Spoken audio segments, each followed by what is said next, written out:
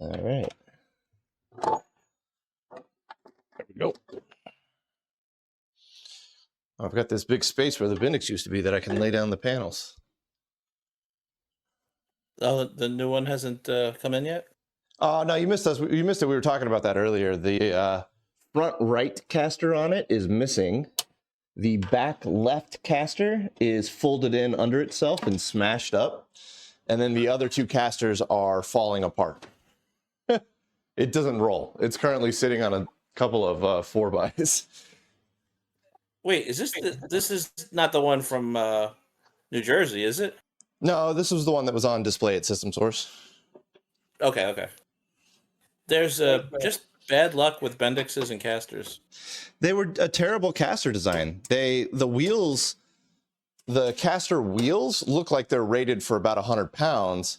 And so what they did was they took like effectively a 100-pound caster and just doubled up the wheel on it. And they were like, yeah, that'll be good.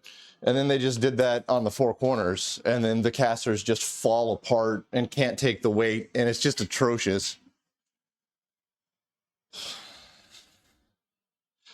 So, yeah, Bendix did a lot of things right, but casters was not one of them. Did they make their own, or is it a third party? Oh, I don't know. They might have made their own, and Bendix made everything else under the sun. Pretty much. All right, so one thing. I've still got the receipt. Yeah, that reeks of the whole internal politics. You have to use our internal vendor stuff, and the internal vendor doesn't make anything remotely in that weight class. Yeah. Whatever, just make it work. All right, I'm going to lock the power supply in place. I think we're doing pretty good on it. See also Max Palevsky. Oh, hey, what's up, that'd be a good question. Udui? First time chat, welcome.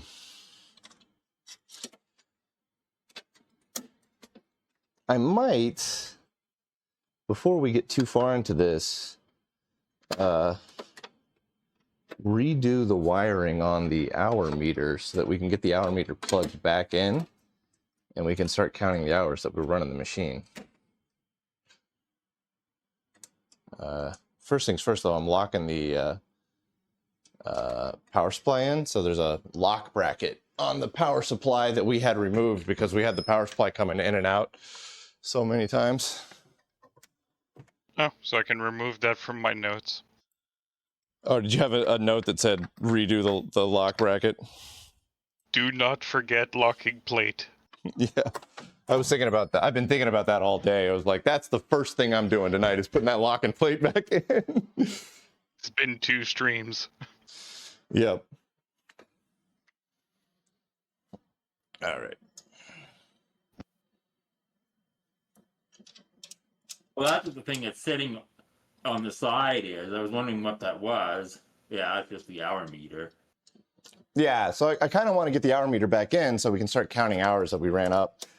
It was really fun the other night when we were playing with the G15 and we calculated, we did the math because I had a picture of what the hour meter was when I got the machine.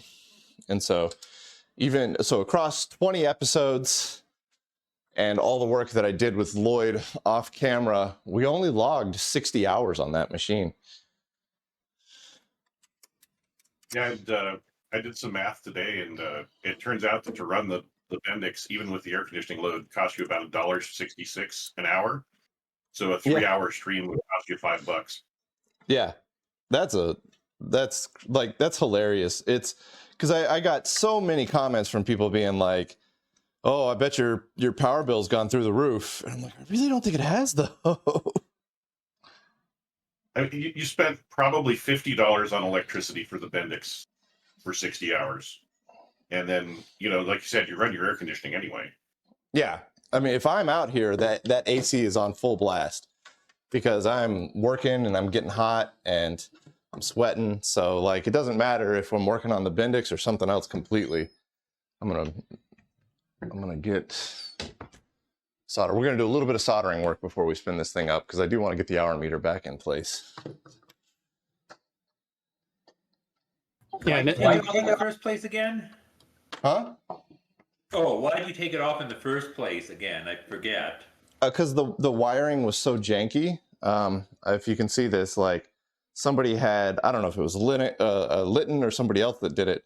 They just took like a spare power cord, like extension cord, cut it, wire nutted it, and then put some like electrical tape on it and was like, yeah, that'll do. And I was like, That's a that, bit sketchy. yeah, it feels like a fire hazard to me. So that's why I took it off. And it actually turns out that zip cord, wire nuts, and tape is the factory solution for the hour meter because the Italian one is identical.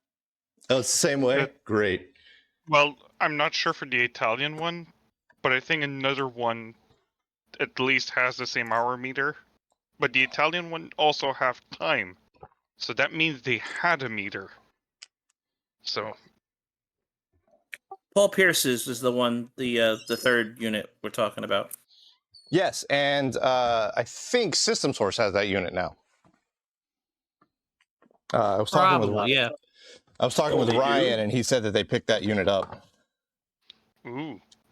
So they're just falling out of the woodwork now. Yeah. The Litten, yeah, not the. They Paul Pierce had 2 709s. They only got 1 709. But apparently, I don't know. Is How Paul still large is- with us? I think so. It didn't sound Okay, like he died. just It sounded like he divested. was just getting rid of his collection. Okay. All right, I gotta I'm walk. wondering across. if they have the peripherals. Yeah, that was my question.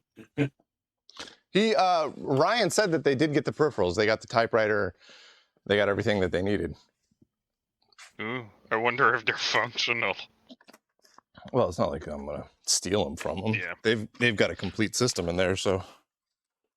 Yeah, That's- I mean, it's probably not as broken as a G15, so they just have to have the guts to plug it in. All right. I think I've got enough wire to do this. You You'll know, need to go like through the- whenever you make a video about something, more of them show up. We should have you come make a video about my KF. That way we can cause the creation of more PDP-10s. Yeah. Get them, work them find them out of the. Oh, I don't know. What's the phrase? Have them come out of the woodwork. There we go. Yeah. I was like, my Now, brain is not braining well today. One thing System Source needs to keep in mind for their Litten is they need to go through all those flex cables first, like you did, or they could have some catastrophic introduction to their system. Yeah, I don't think System Source is really planning on bringing that machine up. System Source has so many machines to bring up and get running already, and the Litten is not really a historically significant machine, and it doesn't have a particularly fancy story attached to it. It's just from Pierce Fuller's collection, right? So System Source has so many machines that they kind of have to do the equivalent of triage to figure out which machines are worthy of investing time into. And I just don't think the Litten is high enough on the priority list. They must have some really crazy stuff if that kind of crazy is not crazy enough for them. Yeah. System Maybe- Source's warehouse is off the chain, man. Like, it is crazy. What's up, Kiram? I think that's how you say that. First time chat. Seeing you. This is Also, it's not just a function of how weird something is; it's how weird it is versus how repairable it is. Like if you've got something that's super bizarre, but is going to take you 5 years to restore, versus something that's a little bit less weird that you can have out in 6 months, it makes more sense to do the less weird thing first. well, Yeah. and so he's got probably 6 or 7 times the amount of warehouse space that he does display space. So there's a lot of stuff that you just got to go like we don't have the right expertise on hand to get this thing going, so it's just going to stay out there, or it's not interesting enough, or it's not There's not a cool enough story attached to it. Story is a big one. They like to tell stories, as does any museum. I'm not trying to say this like this is a bad thing about System Source. I mean, every museum is all about the story, right? And so if a particular machine doesn't have a story, like for example, they have a TI 990, which I would love to get my hands on a TI 990. And it's like, it's a DS10 or something like that with a Hawk drive attached to it. But there's no story. It's just like, it's just a run of the mill business mini computer, right? And so it lives in storage. It's safe. Is it possible? Oh, go ahead. Is it possible next time you go up to System Source, they might give you a tour and you can video it for everyone on the channel? I don't know Would if I be can interesting to see video what's in their warehouse. Yeah, I don't know if I can video the warehouse. Also, the warehouse is not all that interesting to video because it's all in boxes. They got a whole bunch of like Uline wooden crates and just crated everything up. So you can't really see anything. You walk through the warehouse and it's like there's cool stuff written on the side of the boxes, but you can't see anything. Yeah, that's how you would have it, because nobody's monitoring this stuff continuously like the exhibits that are out. So if like something leaks or something gets damaged, somebody runs into something with a pallet jack or something like that, you don't want them to hit actual machine. You want them to hit container. Oh, that's Fair enough. Sweet. I mean, the Litten is a fairly simple machine. I'd compare it more to a calculator than a computer sometimes. Yeah, the mental image you should have here is that one scene at the end of Raiders. Indiana Jones, Raiders of the Lost Ark. Yeah. Yeah. Guess. I mean, he could have the Ark, or we don't know. It's at a crate. I'm trying to figure out the best way to route the wires in this thing, and there just isn't a good way. I mean, I could come down and around, and then come back up, and then tape it in the corner. I think we'll do that. I need a longer piece of white wire. I mean, it's a nice machine for a machine that has 174 ICs, and that includes the amplifier for the drum. It's a really, yeah, it's like the quintessential bare bones machine. But also, like, I think it's a really fascinating machine if you look at it for just being the machine that it is. Like from a purely engineering perspective, I think it's a fascinating machine. Yeah. But from like its impact on the mini computing world, it was a blip. Yeah. Right. I was looking at Data Pro, which was just like a brochure for like what was installed, and like in the later instances you have Litten, and then you go a couple years and you see Centurion, because it's the market. Yeah, well, and Centurion took the market off Litten because they were shutting down.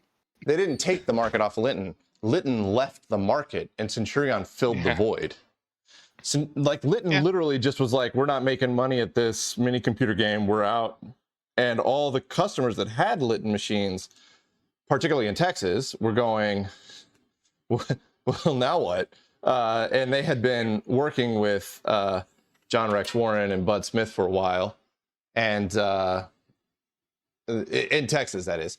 And that was how Centurion got started, is the banks and whatnot had gone, can you build us a new machine? Because Litten sure ain't, And then Centurion got big enough that they started getting to the point where they could sell machines nationally. And I think they even had 1 or 2 customers that were international. Thinking about it, must be the flat flex. Like, that construction was not economical. Well, Maybe it was. Just Maybe it was. The reason that the Litten machine was performing poorly in the market, particularly in the late 60s or in the early 1970s, I should say, was that it was still paper tape based. So like there was no random access hard drive going on. Like everything had to go. You were stuck at the speed that you could read in paper tape programs, right? And so the reason that Centurion was able to get a foothold and take over that space is because Bud Smith was one heck of a wheeler and dealer. He mocked up a fake Centurion system that didn't exist, built an entire brochure for it, and then took illegal photos. Like he drove up to SMU and unloaded this machine and a beautiful girl on the steps of SMU, which had these like cool Romanesque type construction, and then ran away before the cops could get there to kick him off campus. And then he built up this brochure for a machine that did not exist. He went to CDC and got an $800,000 line of credit for the Hawk drives. And so at their first show that they... Back in the day where you couldn't just do a render model. Like, yeah, well... I rendered it in metal, and I brought a model. That's it. The important thing to note here is not that... Like, everybody sees a render model, and they go, yeah, that's a render model. They know. This was like a machine that they built. There was nothing in the cabinet, but they built the cabinet. So it was like a physical thing. And he told Control Data that the machine already exists. It just needs a hard drive, and then they can go sell it. And so Control Data, like, bought it. Control Data, like, bought the story and gave him the $800,000 line of credit. So it wasn't even like, this is a concept that we have, if you do this, then we can build this, if you give us this line of credit, we can build this.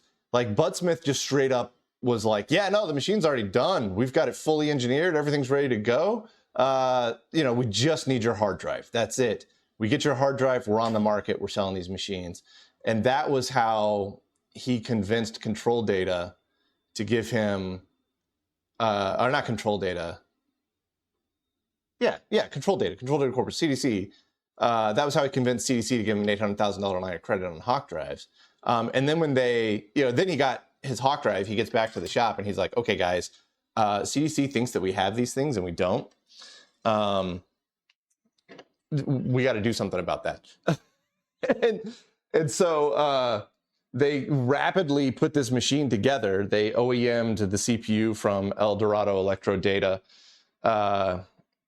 And they very rapidly got the CPU-4 together. They designed, I think initially they borrowed the DMA card from Feder as well. But I think they designed their own Hawk controller cards because Feder didn't have a Hawk controller. And then, they got the first one up to a show, and all of the competitors were still rocking paper tape systems. And so here's Centurion with this system that has the CDC Hawk drive in it, and it's a medium to small scale system. And they just crushed it at the first show because if you wanted a big hard drive like that, you had to be into the large scale systems at that point. So to get a medium scale system that had a very fast hard drive, and even in the world of like limited memory, they were getting around that because they wrote their entire operating system to act as if though it was also memory. I think DEC and DG at least had, they had hard drives available in like the early 70s for their minis. Yeah, but it wasn't. Yeah, we're not talking small scale business at that point in time. I guess, for like more office computer types of minis as opposed to like, I guess, those probably didn't have them. It didn't have hard drives as much as like your PDP-11s or Novas would have had. Yeah, Centurion was point, targeting very small business, businesses of like 10 to 15 people, right? Small, very small business, maybe medium size. If you got beyond medium size, yeah, you were getting into deck territory at that point in time because your business was big enough to afford a proper deck machine. Yeah, when the PDP-8 went for sale, cash and carry, they made a big deal out of it being the first cash and carry computer, but the only part of it that was cash and carry was the machine itself and a teletype interface, and that cost you $10,000 in late 70s money. So the market segment that they were going for here is about 1/4 to 1/3 the price of what an entry level PDP-11 would run you. They're not even in the same market as DEC. This is a market DEC considered to be unprofitable because the machines that they would have to cut down to fit into that price segment would be so limited the customer would resent it. The Litten was 20K. Well, and you've also got to think in 1975, the monthly rental rate for an IBM System 32 was, for the basic System 32, was $1,000 a month. So for a lease, so offering a system purchase that's equivalent to a year or a 2-year lease really appealed to a lot of business. Yeah. Yep. And it was, we're talking medium to small business. That was what Centurion wanted, local banks, right? Like a local bank that has 5 to 10 employees needs a computer. This was back before, everybody dialed into the big mainframe. Like a big chain bank, yeah, probably they were doing that at the time, but like small local banks were not doing that. Small local banks were definitely not doing that. And so that was their target audience. That was Litten's target audience, right? Well, and I worked as a nighttime computer operator for a bank, and they started out with their own in-house system, I think in 78 or 79, with a System 34. Because there were teller terminals and there were proof machines available from IBM that worked with it. So they needed a solution for all the pieces. And that's something that Centurion would have had real trouble getting into, was that MICR reading and also the compliance side of the software. They pretty free. They just a few years later went to a System 38. Yeah, so Centurion's bread and butter was, initially they had the random access general ledger, which they called Raggle, which is hilarious because every time I hear it, I think of Fraggle Rock, or what was Mrs. Fraggle, Magic School Bus or something. It takes me back to school days for whatever. Miss Frizzle. What am I thinking of? Fraggle. Yeah, but that was their first initial offering that was like a big selling point. And then after that, once they got established, they went to the oil and gas industry, and they had a really good oil and gas package. And that was where they continued to make, that was what pretty much kept them alive.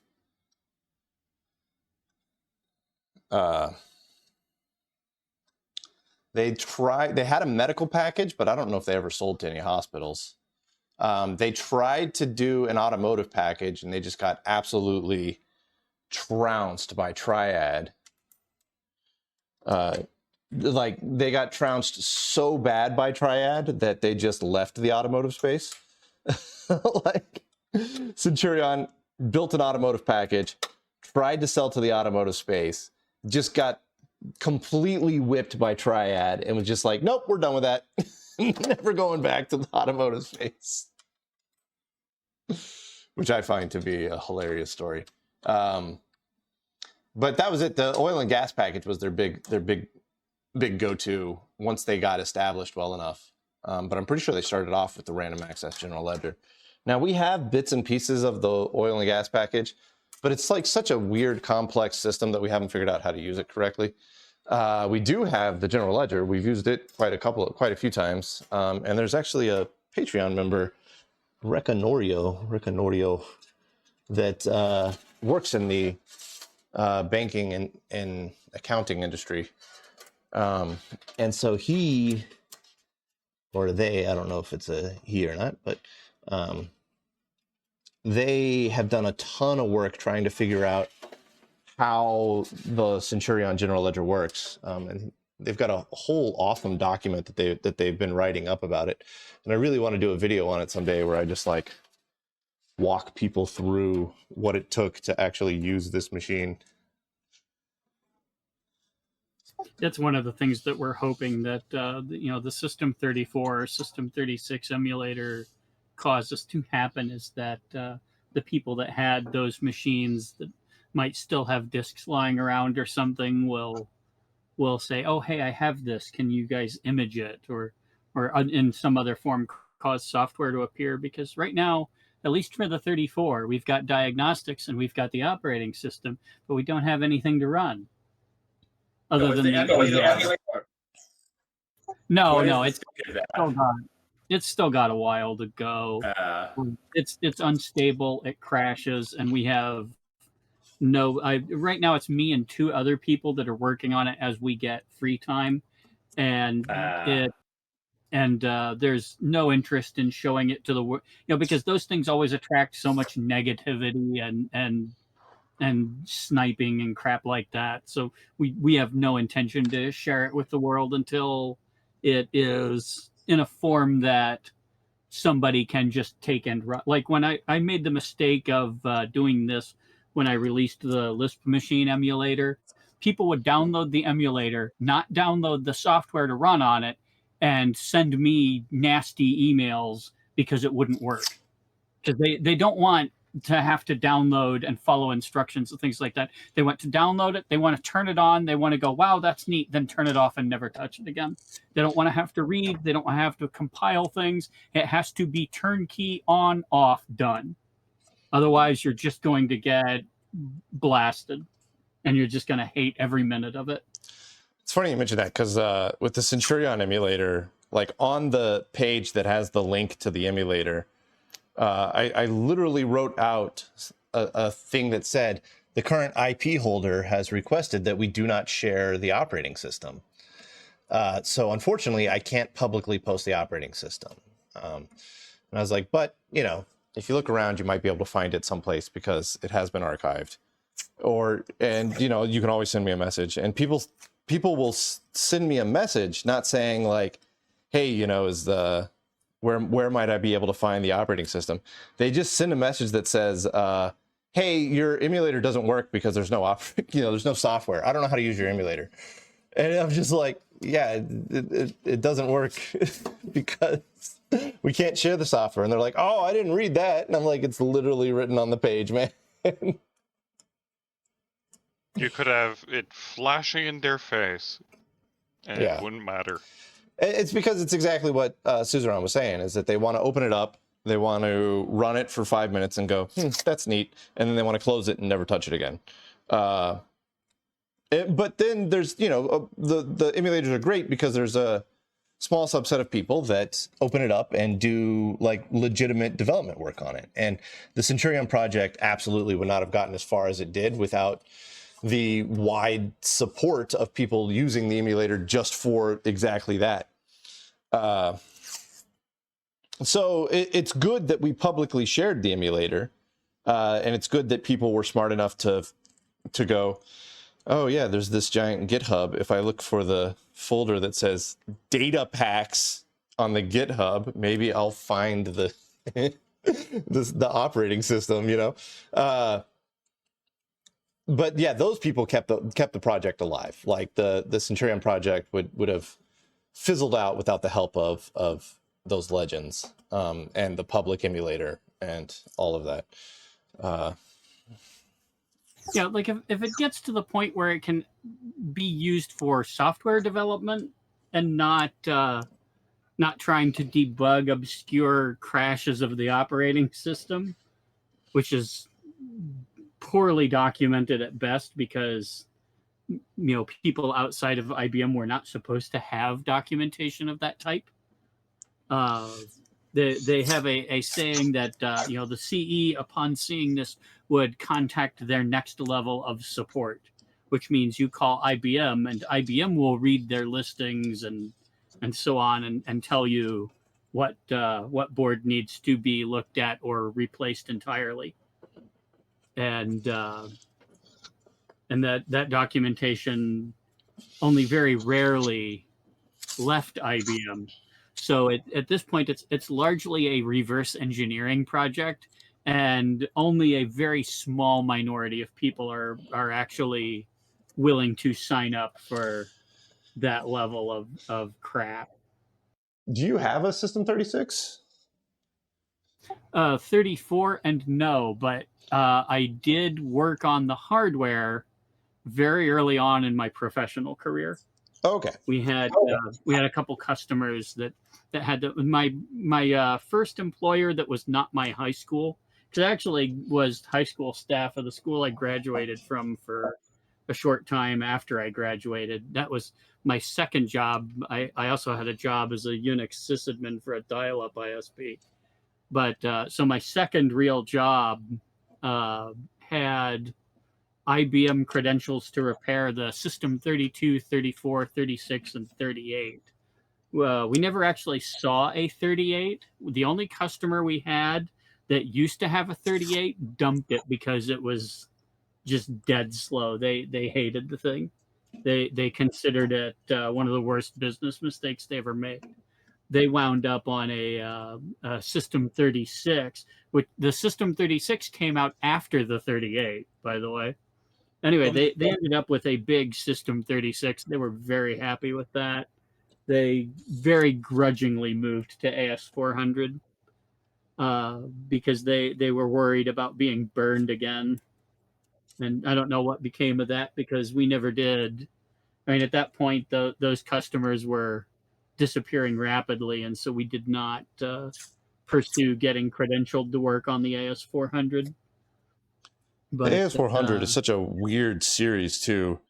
Like, I feel like you can know the ins and outs of one AS400, and then you can get the next size up, and it's going to be hardware-wise a totally different machine. Yeah, there was a lot of variation in the hardware.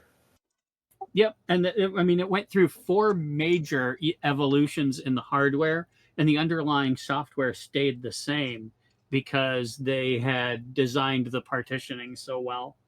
Well, the System 38 was the AS400 is derived from the System 38. Sort of. Somewhat. It was the System 38's hardware design and the core of the operating system, that core database layer and the single level store. But everything outside of that, the actual user interface and so on, was all lifted from the System 36. And the System 36 operating system was a very, very well designed piece of software. When IBM put together the requirements for it, their design goals for the System 36 was that now remember also this is happening in the mid 70s. All right, so your high school graduate might have had a typewriter typing class. They've probably never seen a computer that wasn't in a science fiction movie. So their design goals were that anybody with an elementary school education could be taught to operate programs running under the SSP, which is the name of the operating system. Anybody with a high school education could be an operator for the system, and the system manager could be anybody with a high school education and less than 2 weeks of IBM specific training. And one of the big things that IBM sold with these systems was the software. That was a solution, a complete solution. Yeah, the 36 was menu based, and you could literally just point and drool your way through the thing. It was very simple, but very powerful in the way that you could chain the menus and tools together. It had a very very devoted user base. It actually had a very widespread piracy scene, and that's why AS400 was as locked down as it was. On the System 36, there were more pirated copies of IBM's programmer tools than there were legitimate copies that were ever sold. But yeah, for some reason I thought that that OS 400 was like, yeah, I thought the CL did System 36 SSP have a CL similar to what OS 400 has. I thought it used OCL like the earlier System 34 and System 32 and System 3 OSs. Yeah, it did. It had OCL at the bottom of the screen, and the help menu started automatically when you signed in. So like if you bring up a 34 and you type the OCL command help to get the menu, that's pretty much the same thing you get when you sign in on a 36 or a 400. OS 400, as far as I know, natively doesn't have OCL. It has CL, which is like completely different. Right, but it's the same idea. It's commands that you can type, but you don't have to. You do not have to learn commands and memorize them to effectively operate the AS400.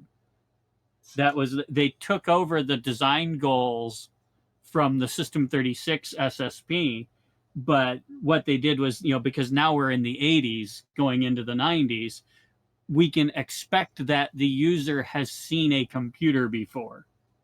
So they don't have to, like the 36 operating system would explain to you how to use the keyboard. There were keys you could press to operate the terminal if you had never touched a terminal before. And so they assumed very little prior knowledge, and that was a design criteria. Yeah, and that also kind of carried over from the 38. I mean, I only ever remember entering commands directly to a command line type prompt when we were doing some intense debugging due to a program halt.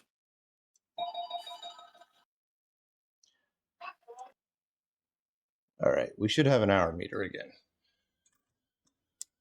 Yay. Now we can get back to actual real work. That was something that was bugging me. That looks way cleaner. I don't know how well you guys can see that, but it is now rounded. Yeah, it looks a lot better than how it was before, that's for sure. Yeah, definitely. At least it looks like it's not going to short against the case of the hour meter. That thing bothered me. That was my main concern, was that we were going to get like an AC short to something that didn't need AC.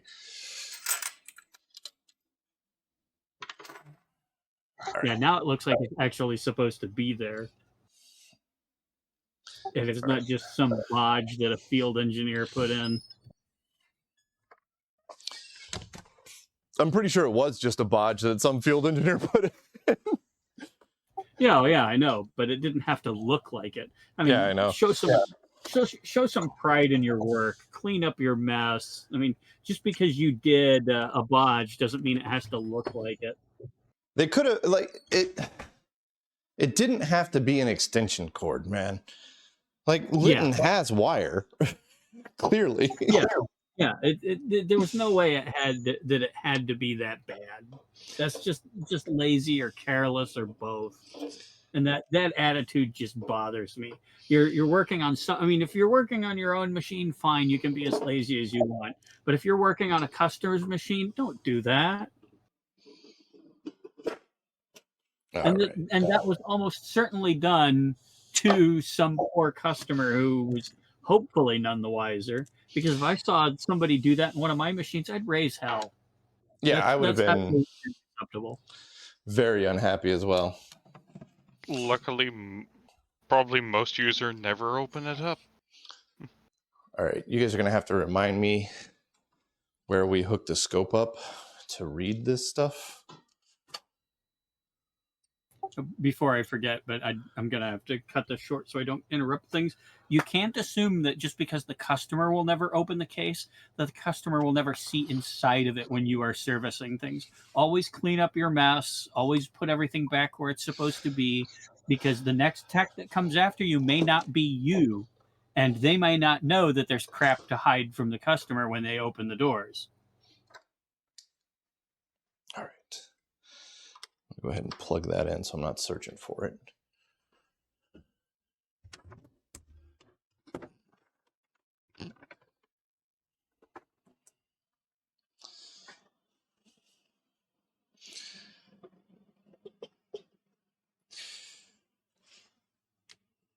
All right. All right. You guys know which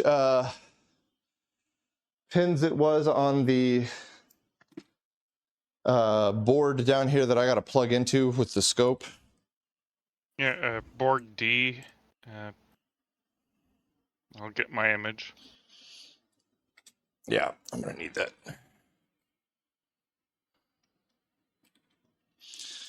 I'll start with yellow. And also, if you can equate that to the traces that we had before, so that way we've got the same colors on the same things. I don't know if that's important or not, since they all come in different separate files anyways, but I was thinking that might make it easier on It'd be easier if it's Z1, Z2, Z3, and L40 in that order. Yeah.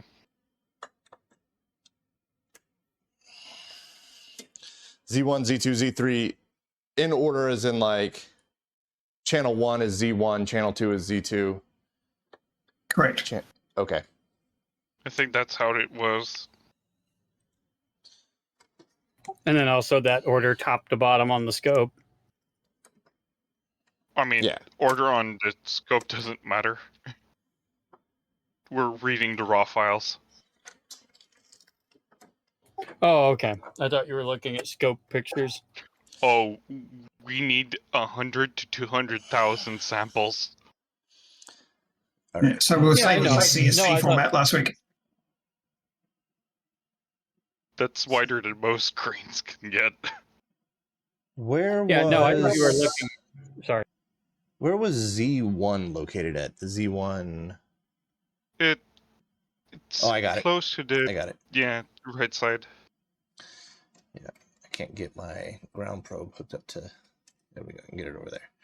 All right, so Z1...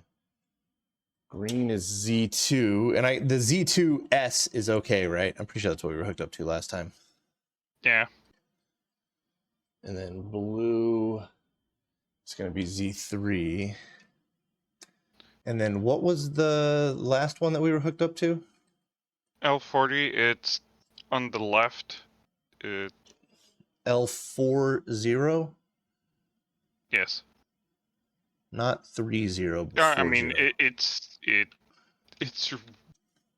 really hidden, but it's the last spoke on the left. Yeah. I've got L30 and L40 right next to each other. I wanted to make sure I got the right one. Okay, that's all set up. We're looking at scope shots as a sanity check, not to get the actual data. Oh no, yeah, we're doing, I think, 200. We did 100,000. So Reese, is it better to stick at 100,000 samples, or should we bump it up to 200,000? 100,000 works. Yeah, I think 100,000 is still okay, but so we might try that first and then bump it to 200,000. It's right on the edge of the Nyquist theorem at 100,000, but it's still good data. All right, we'll go. As long as the full capture is 10 milliseconds. Like if it was 20 milliseconds, we definitely need more samples. But if the length of the capture is 10 milliseconds, then 100,000 should be okay. Okay, so we're gonna go save, and the format was ASCII XY data. Is that correct? Yeah, I Yes. double checked in the manual, and yeah, it has to be XY data to get like the deep memory. So let's go for 200,000. Yeah, I have. I'll try to no. run my code on it as fast as possible. Is that right? I mean- I tried to punch in 200,000 and it limited me to 62,000. Oh, probably because I'm at 100 microseconds.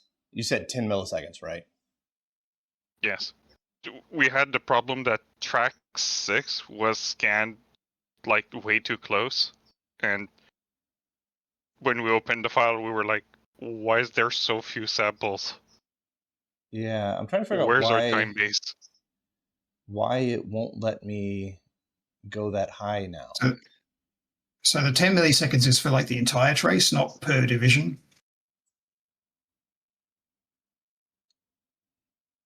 Oh yeah, I'm at 10 milliseconds per division right now. Yeah. So you can. Yeah. So you want to bring that out a bit. So you want the full screen to be 10 milliseconds. So it'd be like maybe 2 or 5 milliseconds per division. So if I do 1 millisecond per division, that's the entire screen left to right. Yeah, and that's 10. That's 10. Yeah, Yeah. I think that's 10. There's Yeah, 10 that- divisions so on yeah, the start set, with that. so. Okay, but I'm trying to figure out format ASCII XY data is what we did last time. But it Yeah, won't. but you have to single shot Yeah, but it won't let me. It won't let me make Because the length higher than 62,000 because it's live, I running. guess. Oh, okay, yeah, there we go. So length is now 200,000. Okay. So if it's live, we're limited at that. Okay, and the voltage levels are all 0 to negative 10 volts. Should be okay. Okay, I'm gonna bring. Let me just double check. I mean, we're gonna see the levels when we just Yep. probe the. No, I get what you're saying, but if the levels are off the screen, I don't think it'll send them properly. And last week it was like a maximum of 4 volts peak to peak. So yeah. Okay. All right. I think we're set up. I think we're ready to go.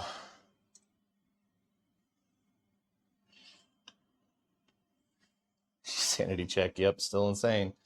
That is correct. All right, I'm gonna flip the power on. We should see the clocks come on here. Hopefully nothing sounds horrific.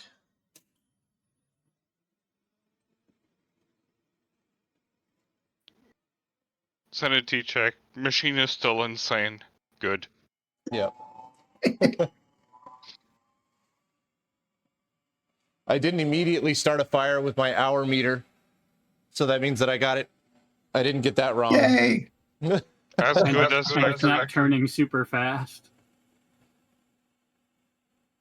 Yeah, no, it's not just like it's not just picking up hours. Z1 is pretty weak comparatively.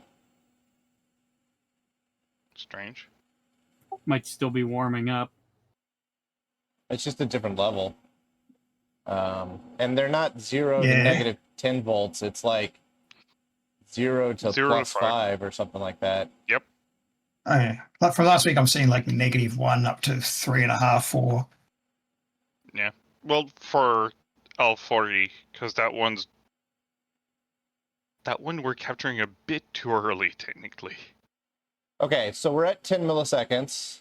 So now I need to go back and find.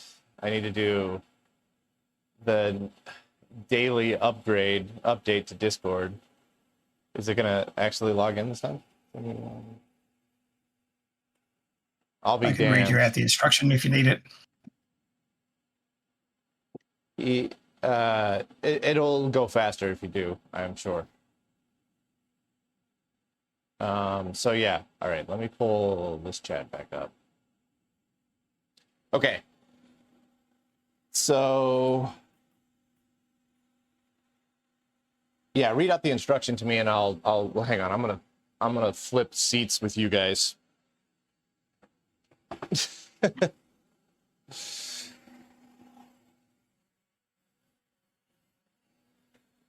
Chinese fire drill. Yeah. Like I'm trying to reach over stuff. Yeah, you guys can kind of see what's going on there. Okay. So I'm sitting on control. Yep. So we'll start with track 10. And that'll be 8500 repeated 3 times. Okay. So 5 is 0110. No. 0101. 101. Yeah. Oh, damn it. Reset. 80101. And you said it was 8500, right? Yep. 00. And then repeat that 2 more times. 00. 8500.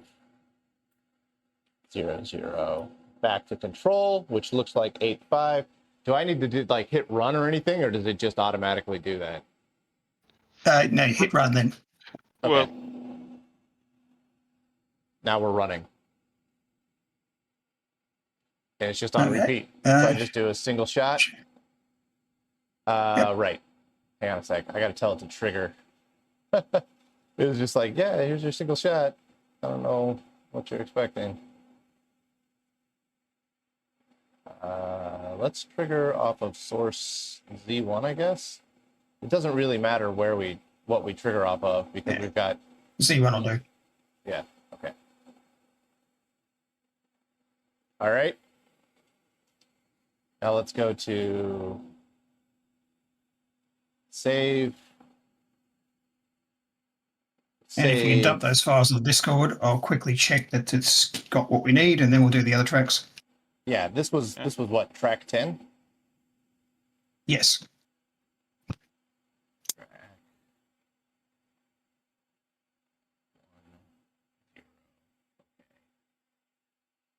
That was track 10. Format ASCII. Settings are 200,000. Save to USB. Press to save. It's going to take like 60 seconds maybe.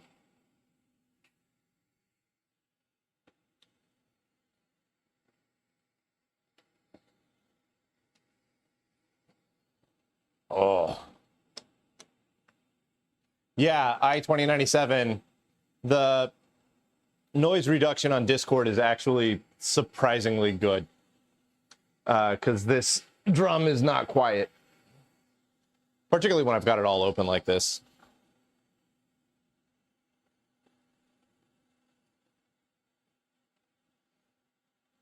you have 200 followers?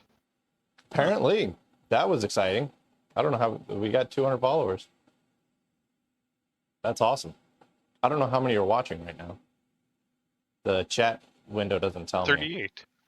Heck yeah. What's up, all 38 people? Now it's 40. Just 41. Come on, one more. 42, they answer. Yeah, that's like a 2-minute save, I think, at 200,000. File saved successfully.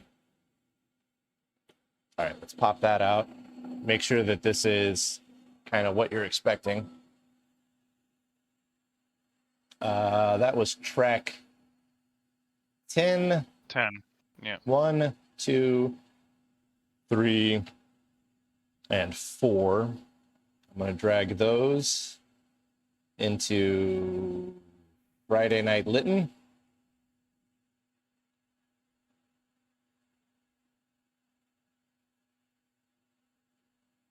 Two 256 byte RAM. That's a good meme. I like that one. All right, there you go, Reese. That should be all 4. Okay, I'll just do a quick check. Meanwhile, you can get set up for track 11, which would be 8580. 8580. Okay. So 8580. 8580. 85, 80, 85. Let's go to a run to here. Let's do a single shot. The data looks reasonable. Okay. I'll run it through my scripts later. Yep. And I'll just this is That track was 11. fast. Yeah. This is track 11, right? Correct. Should be, yeah. Okay.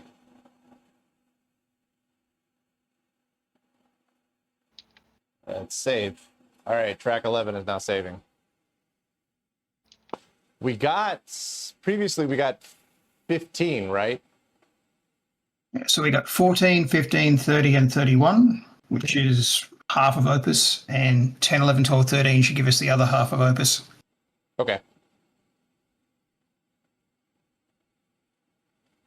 That's awesome, man.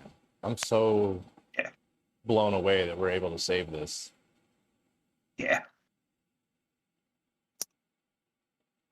I was just crossing my fingers last week that this would work, and it just works, so it's great. And after that, there's what, 4 tracks for the user program? Yeah, I think that the user programs are probably on track 6 and 7, maybe 8 and 9, so we'll get those next, unless you want to move on to IO stuff this week.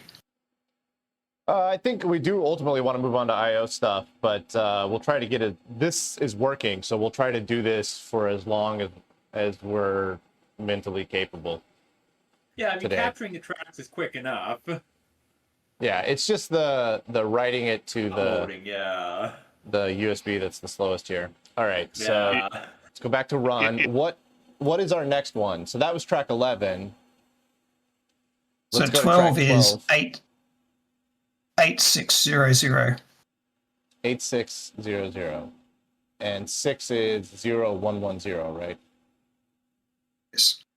Okay. So I gotta halt it. Halt. Reset. 8 6 0 0 8 6 0 0 8 6 0 0.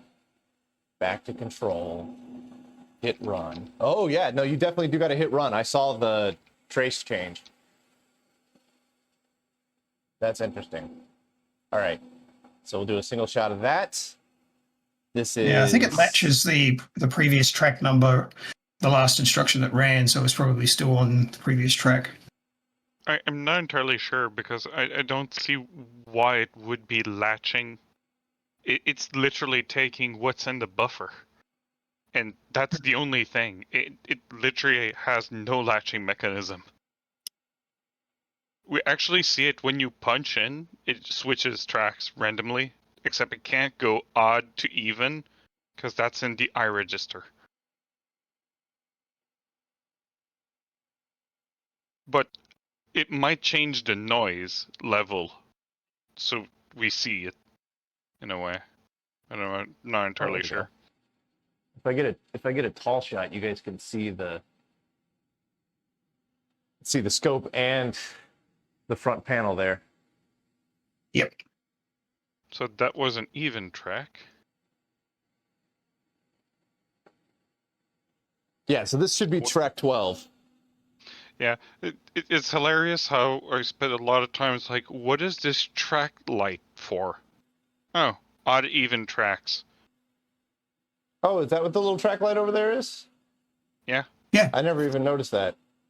What does K equal 1, K equal 0 mean? K That's carry. Yes, carry flag. Oh, okay. And it's fun because it's mostly used as condition for jumps. So you could technically force a jump.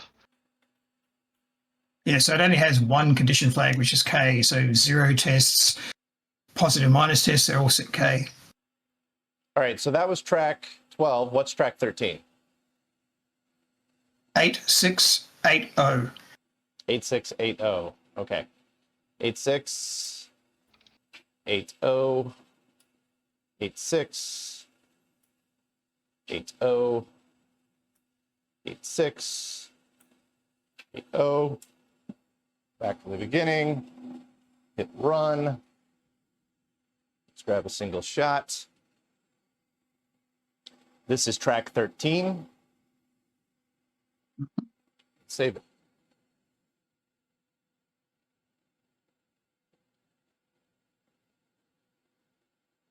And did you want to keep going on track 6 to 9?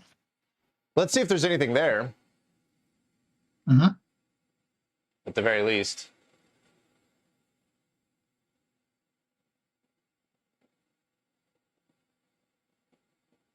I mean, we've already got it set up. I've got the scope ropes hooked up, so we might as well lean into this while we can. Yeah, at this point, you've got 25% of the drum. Jesus, that's a small drum. Yeah, you've got 8 out of 32 tracks, right? Yeah.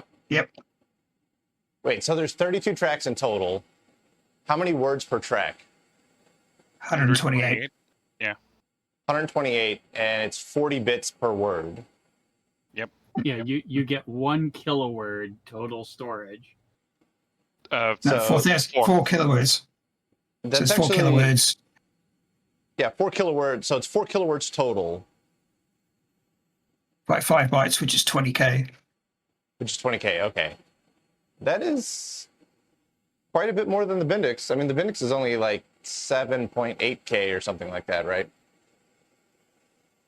Okay. That one saved. Track 14 saved. Oh, that was We got track 14 last. Yeah, that was Yeah, track 13. so we got track saved. 14 next week. So Yeah, the track file 6. name auto increments. I'm going to turn that off. All right, let's go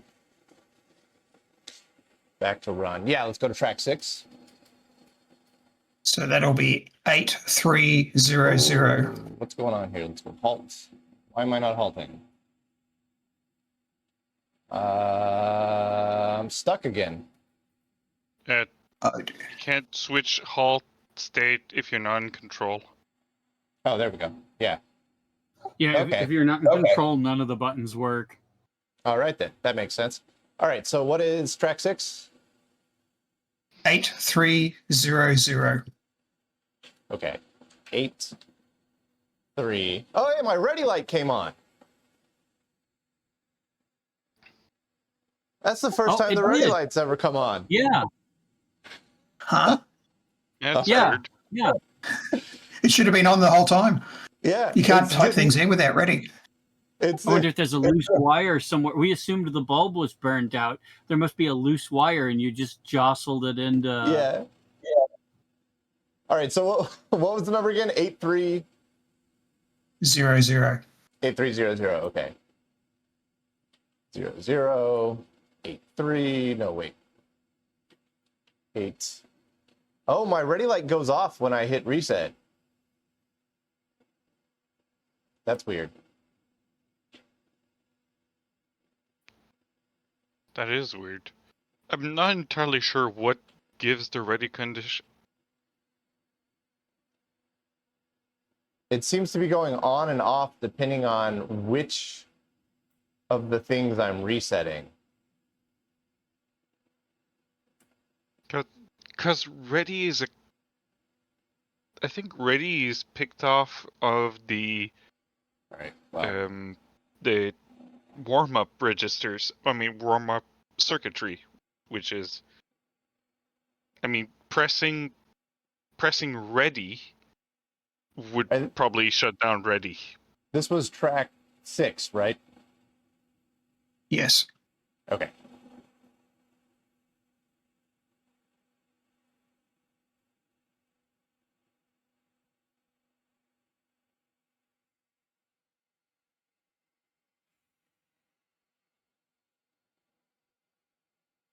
I mean, there's something there. It's not just a flat signal. So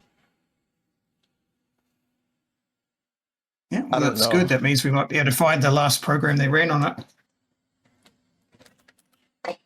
it might also mean that we can pick up where they left off without having to read in a new program. The only problem is what the drum has like everything has oscillations like all the time. So it's really hard to pick a 0 from a 1 because it has to be clocked in through Z. It's like, Oh, that's why Reese has written some pretty nice tools to do that, right? I imagine you're not doing this by hand. Yeah, Roy wrote some tools as well. I have my own, but it always fails on the 0th and 1th word, and it's like it just gives me an 1-bit error. It's like, and I don't know why. I think that might the first few words of the captures, the timing signals don't lock on because it's expecting them to have previous stuff. So if you start in the middle of a sector, so what I did is I just ignored the first 3 sectors and it worked. Yeah, but I mean the 0th one, the one with address 0 and 1. Right. What's the next track we're doing? 7? Yep. So that'll be 8380. 8380. 8380.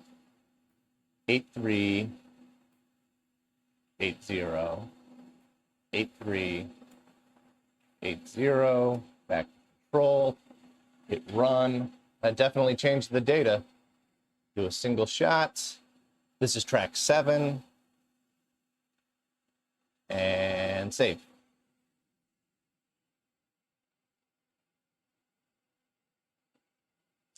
I should probably zip these up so that Discord doesn't have a conniption fit when I try to dump them all over.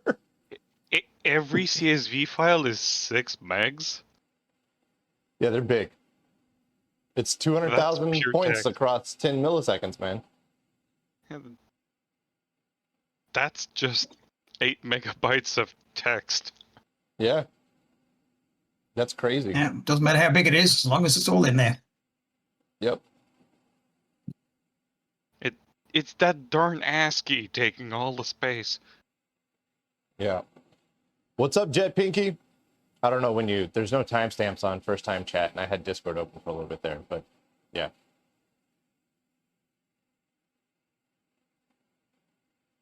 Yeah. The drum is way quieter than it was the first times we spun it up. The bearings have started to loosen up or wear themselves into the correct groove or something. I think if I got all the panels on the side of this thing, it would actually, and put proper sound deadening on the panels, it would be pretty quiet. All right. Cool. All right, so let's halt. That was track 7. So track 8 is 8400. Okay.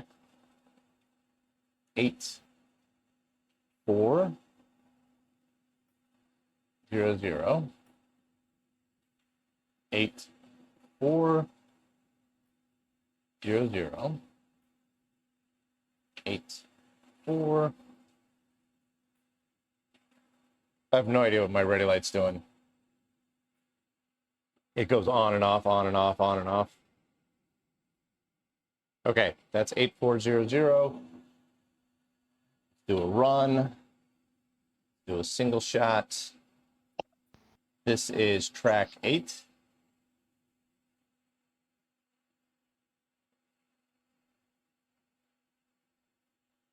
And let's hit save.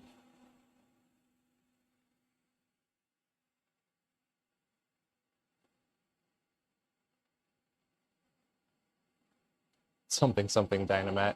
Yeah, Z, I've got the same Dynamat stuff that I used on the Centurion and on the Bellet. Used it on both the car and the computer. I got some more of that stuff left over, so I'll probably try and scrape the side panels as clean as I can get it so that stuff will stick. And then once we put those side panels on with that on it, I bet you this thing goes down to really quiet.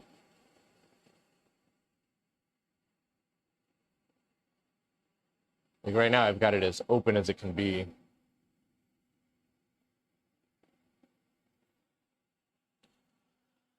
Our hour meter is at 4706.3, I think. We'll see where that ends up at the end of the day.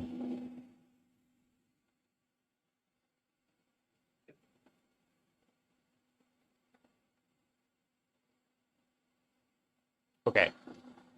That was track 8. So what's the Track next 9, 8480. Okay. So 84, 80, 84, 80, 84, 0. All right. You know, at first I could not grasp how this front panel worked, but it's actually not bad. Mm-hmm. This is track 9, you said? Yes. Yes. Okay. The craziest part I learned of that front panel is the computer doesn't know where the switch is if it's not on control. It's just inputting that many pulses to rotate the register enough. It's like a phone dial, like the old rotary phones.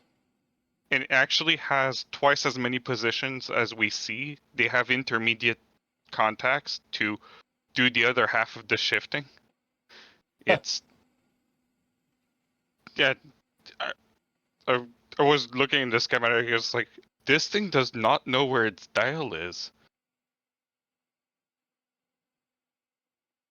Thordrake, I don't know what red minutes is, but the question of can it play on the Centurion is a question of how patient are you with programming Centurion assembly.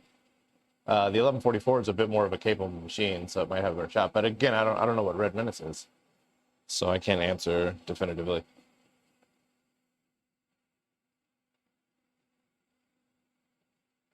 All right, so we got track 6, 7, 8, 9, 10, 11, 12, 13, 14, 15. What else should we aim for? I think that's the bulk of Opus in the program. It would be nice to get track 0 to 5 as well, whether you want to do it now or next week. Let's go for it. Okay. So starting with track 0, let me go ahead and update the file name while I'm thinking about it. So track 0, okay. So what is my code for track 0? It'll be 807F. 807F. Okay. 80. 7F. A lot of ones. 80. Unfortunately, we can't use 0 for this one because it'll pick up the scratchpad loop rather than the track 0. It wouldn't matter. We're before that gate, selector gate.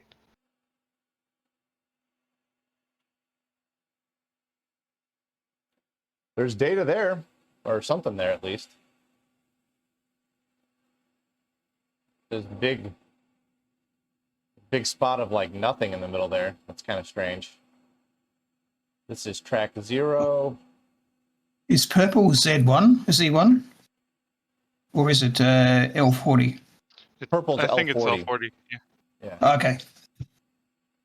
That might be the zone in the scratch pad. It might actually have no oscillation. Okay. Well, when I pull it apart later, we'll find out. That's hilarious.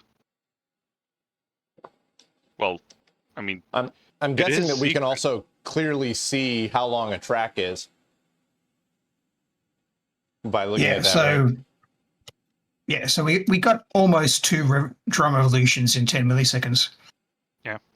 Yeah. And the important part is because of Z3, we will know which block it is because every block has its address serialized. It's like, I mean, it's like the timing nice track on the Bendix, so. I mean, you can figure out where you are. It's their different way of knowing exactly where you are on the drum, right? yeah, it's weird because it uses a compare to compare if it's at the right track. I mean, not track, but sector. And because it's everything's 1-bit comparison, it's a bit clever that it just works. Okay, so we're going to track 1, right? Yep. What's my code for that? So this will be 8080. 80 80 80 80 80 80 80. Run. There's something there. Again, I don't know how substantial it is. This is track 1. Save to USB, press to save. There we go.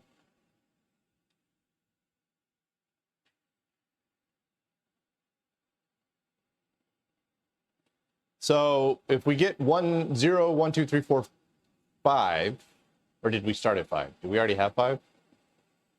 We started at 6. Started at 6. So we get 0 1. So once we get up to 5, that means that we'll have 0 through 15 plus 31 and 32. That's like half the drum. Yep. Dope. Do we want to try and get the rest of the drum? Do you think Maybe it's let worth me it? analyze this first. Okay. I don't think it's worth it this week, but Okay. I mean, I don't think the data's going anywhere. It's been there for 40 years, so.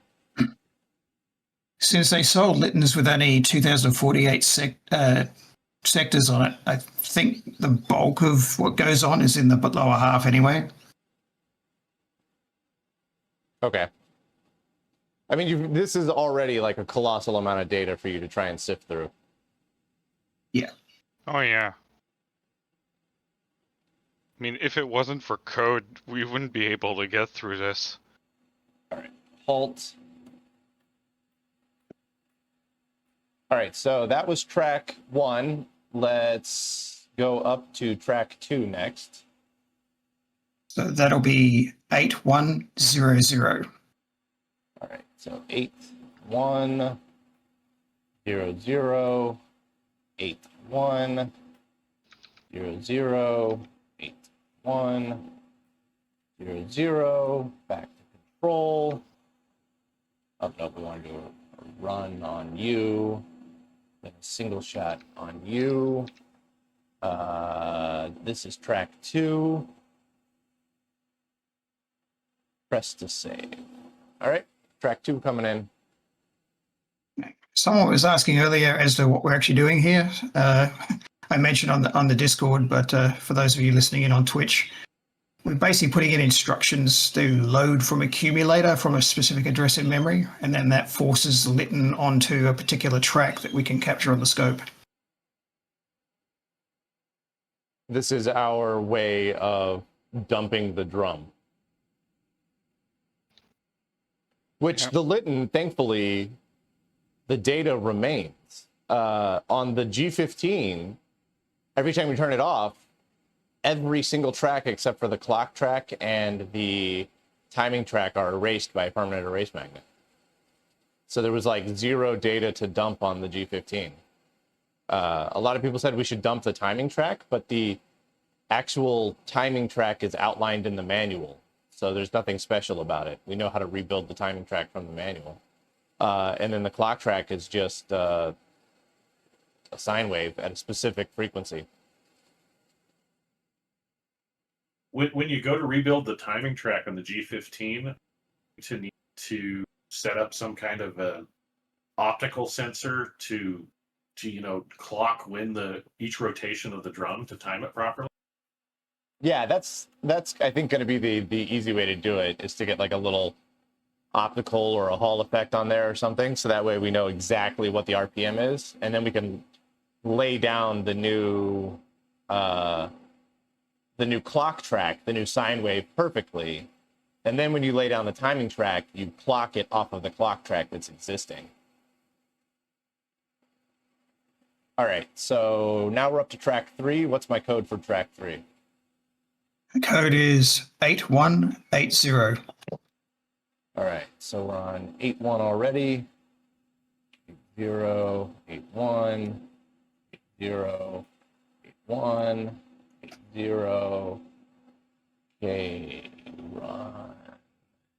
Single shots. This is track 3, correct? Yes. Save. Yeah. Yeah, so I think for the G15 drum, it'll be critical getting the clock and the spare clock track down. Once you have the clock track down, you use that as your time base for getting the timing track down. Acorn, what's up? Yeah, I haven't officially announced that there's a Twitch channel on like the on the YouTube channel or anything yet, because I'm not very good at Twitch yet. Like I still don't know how to get Twitch chat to show up on the screen, like off to the left, so everybody can see it, like all the proper Twitch people do. This is mostly a way for me to widen the Friday night stream. I was doing this Friday night stream thing every Friday night already. So I just wanted more people to be able to jump in and join. And I wanted to be able to record it because some people can't stay up late enough to watch it, which is understandable. I can barely stay up late enough to watch it. I'm the one running the thing. Okay, excellent. We got track 3. So let's halt you. All right, we're moving up to file name track 4. Okay, what's my code for track 4? 8200. 8200. Okay, 8200. 8200. 8200. Control, hit run, grab a single shot. At least I think I figured out why the ready light is coming on and off. I'm not entirely sure what they are exactly, but it's related to M5, not M6, and not C2. Litten internal, everything is those codes. So it's pain. The bigger question is, why does my power light not come on? That get burned out because it would be the light that would be on the longest. Yeah. And it doesn't have preheating like the other ones. I'm also pretty sure that it's just straight in parallel with actual power, right? Essentially. So Surge might have taken it out. Yeah. If all of the other lights are on, then clearly we're power on, right? I think it's a bit more complex for that one, but it's like, I don't remember it much. Yeah, I think it's in parallel with the switch. Yeah. Yeah, I kind of figured that. It's running 18 volts, like the others. Yeah. So it's not AC up to the light, but I figure if all of the lights are on, then our power light is on. Okay, we got track 4. Let's get the last one of today, which is going to be track 5, correct?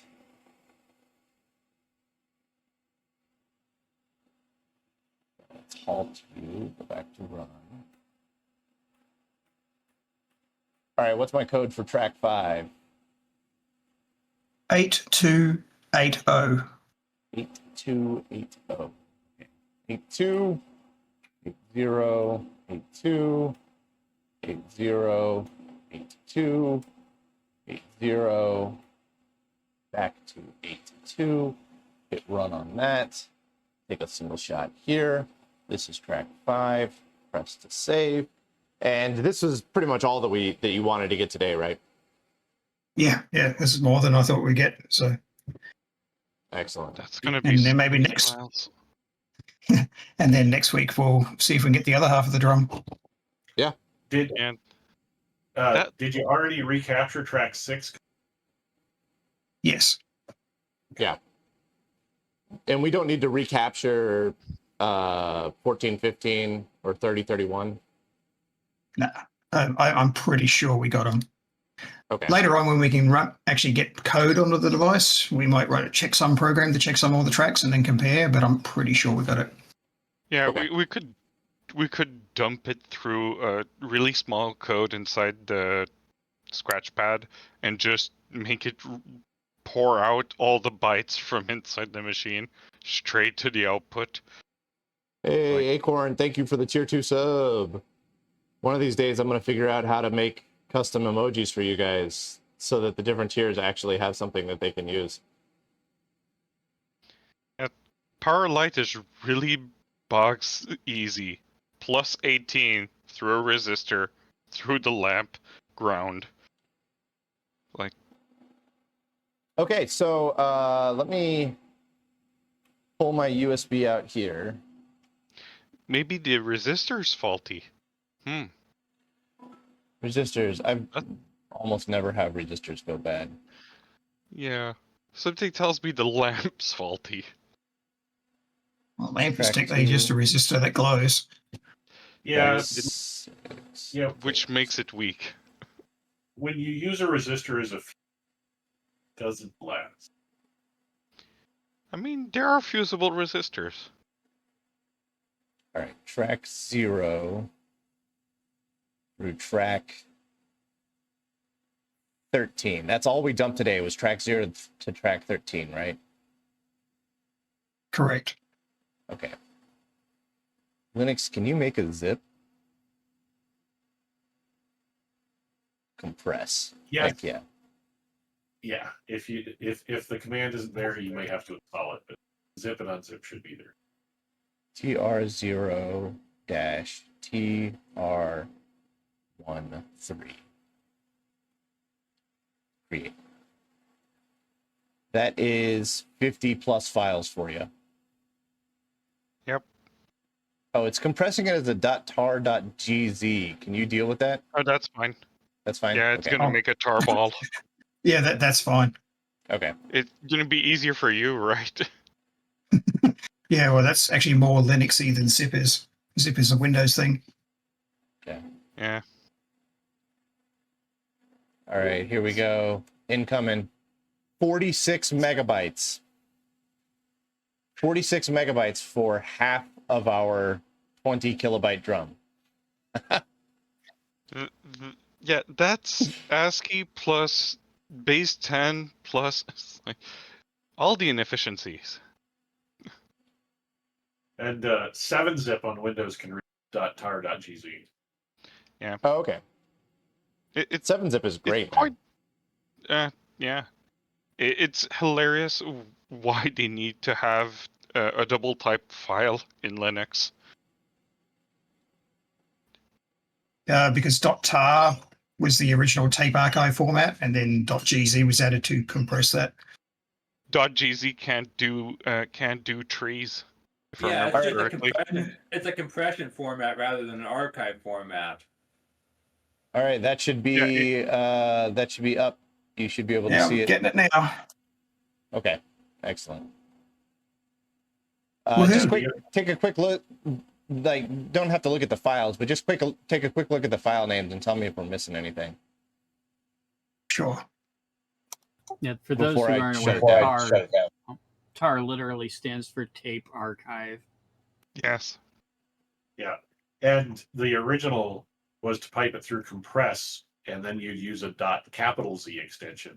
But then they created gzip, which uses I think the same compression algorithms as like PKZip did. So it did better compression. So that's where we got tar.gz. And also, it was not encumbered by patents because Compress used LZW, which was like what GIF used. That's what GIF uses as well. Yeah, And that was what the whole patent thing back in the 90s and the early 2000s. That was that was the same thing. All right, Reese, am I good to turn this thing down and disconnect the scope? I think so. All the files look good. I'll start stitching them together and see what we get. Excellent. Yeah. All right. Let's I'll do a couple passes on my side too, but next part is playing around with board F. yeah, buzzing Right. out board F. I want to make a list of what's connected to what on board F.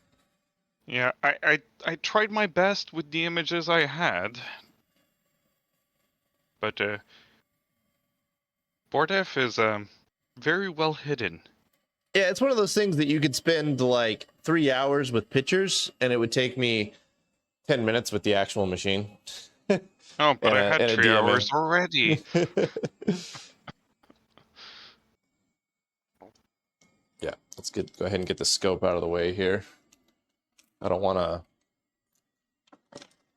be waddling around and accidentally knock my $20,000 scope that I got for free off.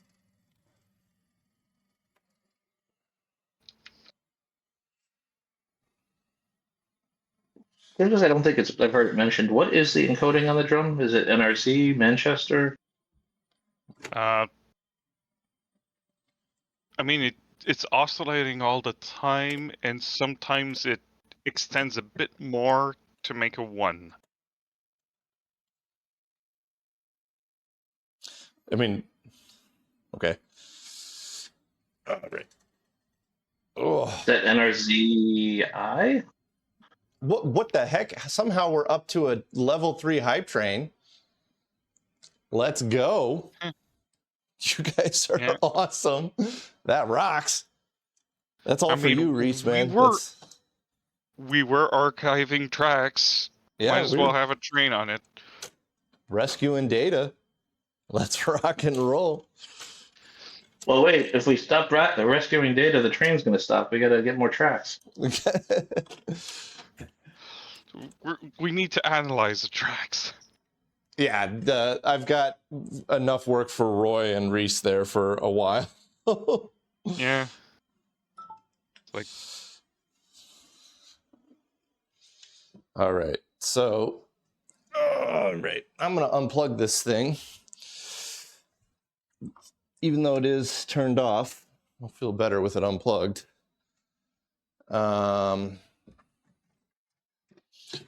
Okay. Now, unfortunately, I don't think board F here has silkscreen pointing out which connector makes to what. But it has silkscreen for the part numbers, which don't entirely match the schematic. Yes and no. There's like the part numbers that I'm going to be going to are the R's that are right there, but also the jumpers. And the jumpers are just labeled J. Yeah. So what I'm going to do is bring the camera down a bit here. I could zoom in. We're up to 40 people on the Twitch stream. That is awesome. Yeah. That's crazy, man. That's exciting. All right. I think you guys can kind of see board F there. I wonder if I... All right. So here's what I'm going to do. I'm just going to start at the top here and work my way down this way. And I'm just going to mark that out on a piece of paper. So that way, because ultimately I don't care what the component is, I care where I have to solder a wire to, a flying lead to. And so the most important thing for me to learn here is which ones go to what. All right, so we're going to start. Oh, I should have noted the pin numbers. That's going to be... I'm going to need to translate those. 1, 2, 3, 4, 5, 6, 7, 8, 9, 10, 11, 12, 13, 14, 15, 16, 17, 18, 19, 20, 21, 22, 23, 24, 25, 26, 27, 28, 29, 30. And then those 5 are right in a row. So 1, 2, 3, 4.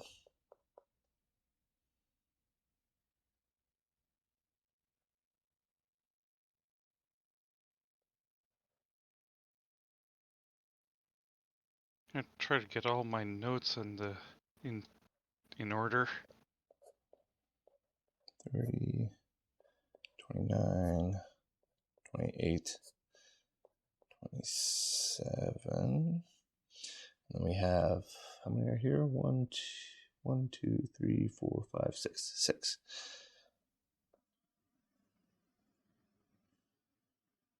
6. 31, 32, 33, 34, 35, 36.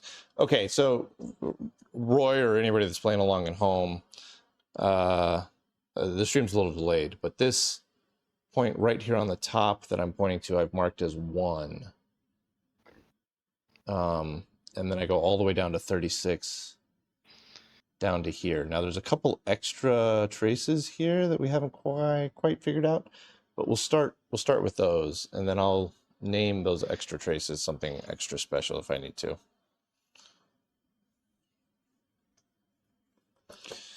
All right.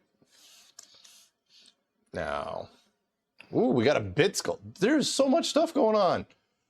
I looked away to count to 30. I don't even, what is a hype chest?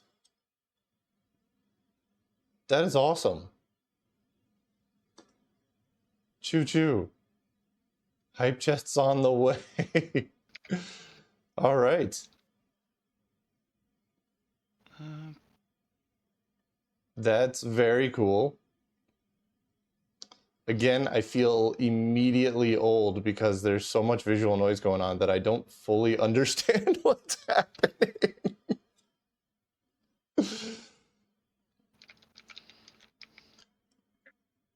Okay, Roy's explaining it. It's an emote unlock. Oh, excellent. Okay, so we got an emote Yeah, unlock. the other Roy Eltham, who's older than us, by the way. He keeps up with this stuff. Acorn, thank you so much for pushing us up to that sub goal. That's awesome, man.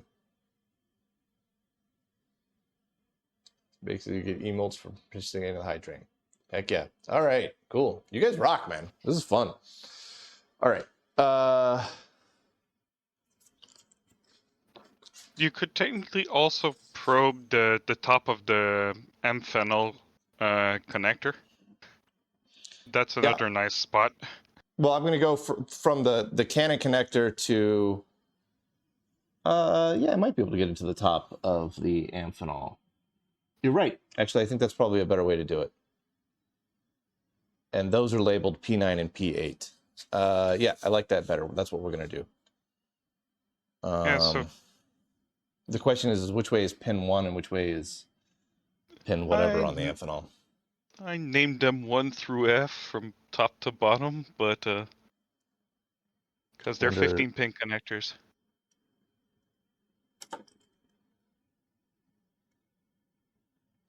You had them backwards. Pin 1 is low, and they're actually 16-pin. Huh. Oh, no. The 16th pin is a key. You're right. They're Okay. 15. Yeah. I mean, I read the part number on it. Yeah. If they lied to me. No, it looks like 16 pins just because of the way that it was arranged.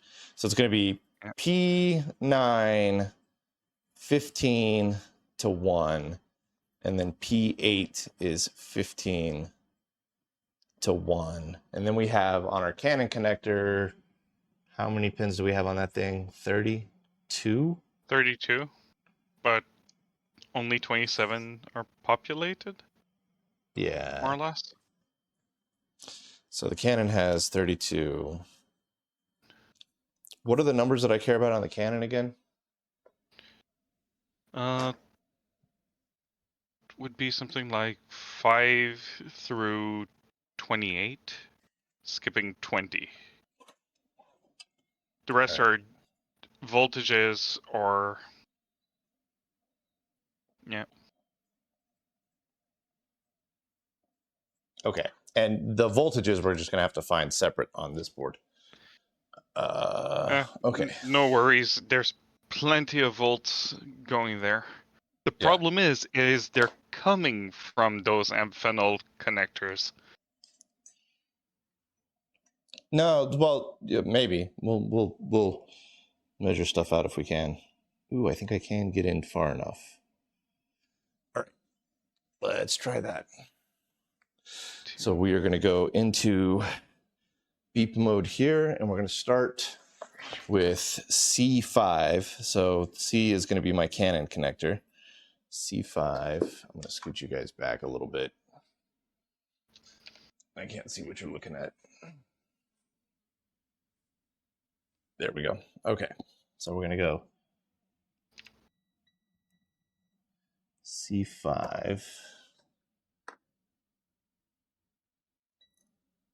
So 15, 14, 13, 12.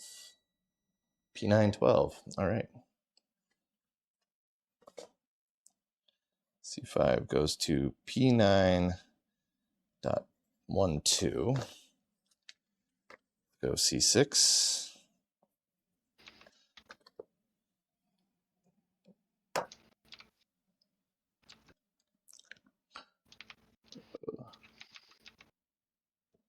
$12, $11, $10. Goes to P9.10. That's interesting. I would have expected them to go in order. Let me double check that. That is indeed 6. And that is 15, 14, 13, 12, 11, 10. Now if we go up to 5, that is 15, 14, 13, 12. Yep. So they skip one. Interesting. That's 6. Let's go over to 7. Is 15. All right then. C7 goes to P9.15. To P9.15. C8. C9, C10, C11, C12, C13. Oh, C8 is going to be the bottom connector. Pin 5? Hang on. I'm writing a list out right quick so I don't have to write it every single time. Yeah, I'm inverting my nomenclature to fit. Yeah, let's match the actual machine so we don't end up getting confused here. Okay. I didn't know. I didn't see under the connector. Yeah, it's not even it's cast into the plastic, so you have to it's hard to see. All right, so Yeah, Canon 8 goes to P9. So 15, 14, 13, 12, 11, 10, 9, 8, 7, 6, 5, 3, 2, 1. Okay, it doesn't go to P9 then. 2. Yeah, it goes to P8.5. No. Let's see, 15, 14, 13, 12, 11, 10, 9, 8. P8, pin 8. Oh yeah, sorry. Misread that. Yeah, P8, pin 8, yep. All right. Let's move up to C9. Should be P9.5. Yep. 15, 14, 13, 12, 11. No. Stop telling me numbers because Oh, you got sorry. them wrong and you're confusing me. P9, pin 11. I need to erase mine. Yeah, that's 11. I have two numbers and they're opposite each other. It's the data 620 all over again. There we go. There's C10. It's on P9. 15, 14, 13. That's P9.13.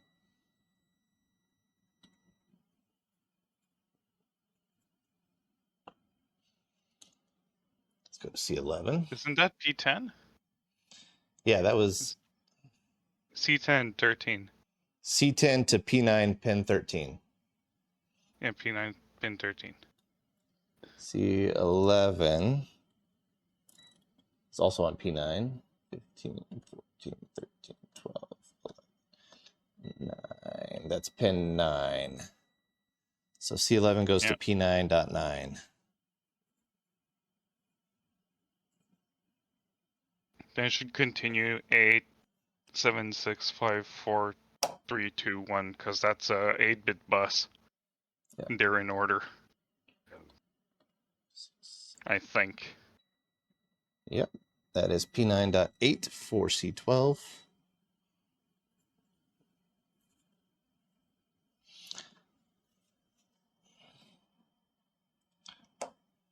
Is 1, 2, 3, 4, 5, 6, 7. Yep. You found the pattern now. P9.7, but I am going to go run through and double check anyways. Bendix has taught me anything, it's that they love to do a curveball. Yeah, that might happen in the bottom. I'm not entirely sure. 6. And for the folks in the chat, this is the battleship portion of our show. Yeah. There's 15. Yeah. He's still searching for my small fishing boat and a submarine. 5. 16. P9.4.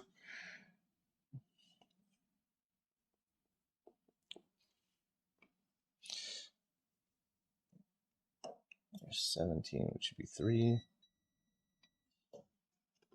Yep.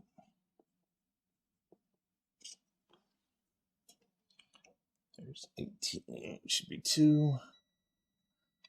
And 19, which should be 1. 19 is not 1. 19 would be 14, P9 14. Yep.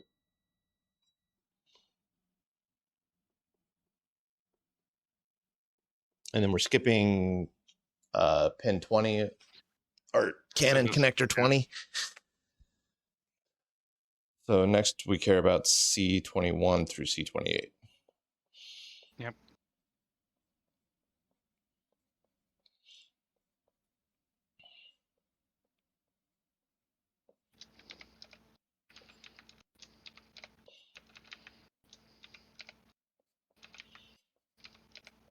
Okay.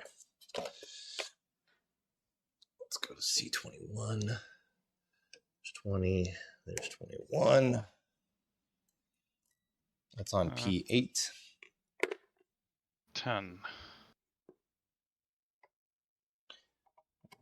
15, 14, 13, 12, 11, 10. Yep. C22. That would be 11.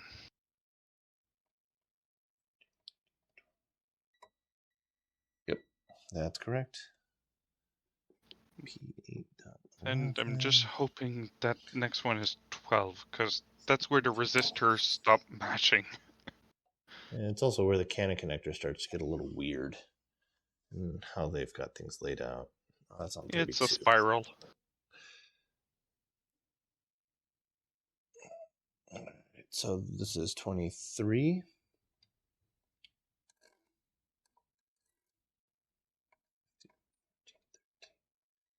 It's on 12, P8.12. Okay. Let's see here, 24 is on 13. 13. Yep, P8.13.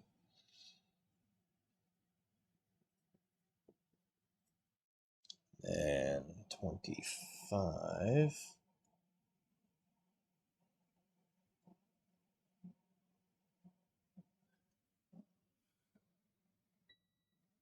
It's on 14.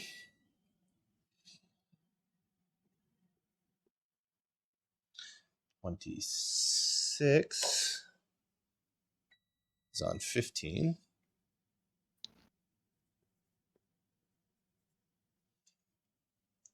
27 is on P9-1. Yep. How nice of them to split this bus across 2 connectors. Yeah, my thought exactly when I saw it. It's like, did he really? Or am I just looking at it wrong?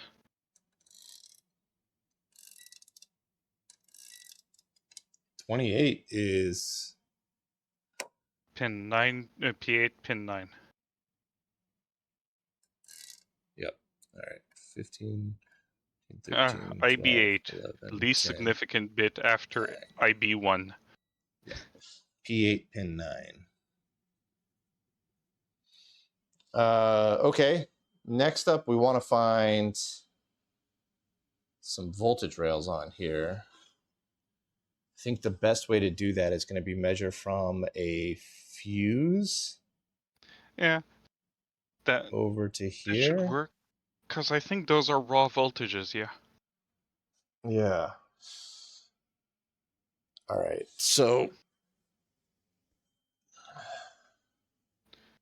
And now we're going to figure out if they actually have plus 36 or plus 18 on that darn connector.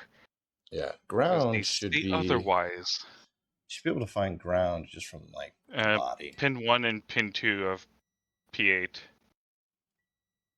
Yeah. P8 1 and 2 are ground.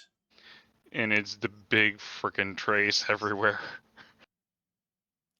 P8.1, comma, P8.2. Okay. That's the easy one to find. I'm gonna have to go see the fuse diagram to figure out which one's for which voltage. Yeah. I remember that F4 I think is the 13-volt rail. And we don't have 13 on this board. Yeah. That's the only one that I remember offhand.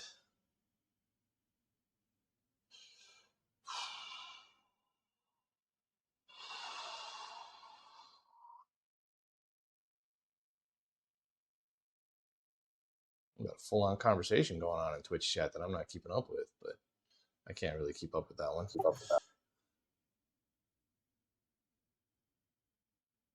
Yeah. All right.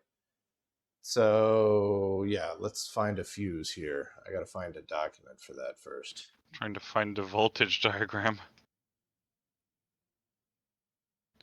There we go. I was going to try and beat you to it. Fuse F3. Oh, that's going to be hard because there's extra diodes. Oh, they're before or fun. after the fuse? After the fuse. Oh, what are the wait? What? What page is that? Page 344. The 18-volt rail has extra diodes. 344, you said?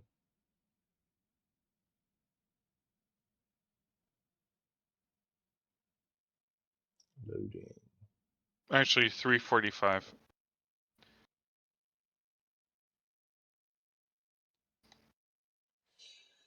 I see that the 18-volt rail does have a couple of extra diodes. They are CR63. That one goes, CR63 goes specifically to the interface. CR64 is our plus 18 volt. So if I can find CR64, we can measure from there. Or CR62. Do they mean the back interface? Because that would be CR63. It's like, then. Oh yeah, you're right. It's like. You know what? I think you might be right. I think it might be CR63. Let's see if I can find that on there. We've got CR67. Where's my phone flashlight? Here. C88.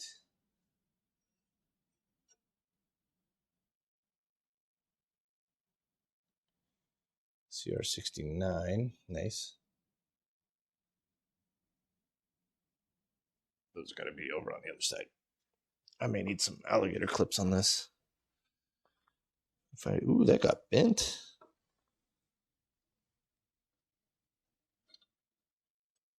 We almost had a short circuit going on here. That's fun.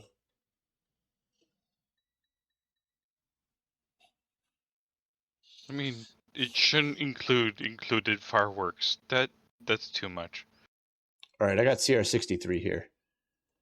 I can get to it. I do need a alligator clip though.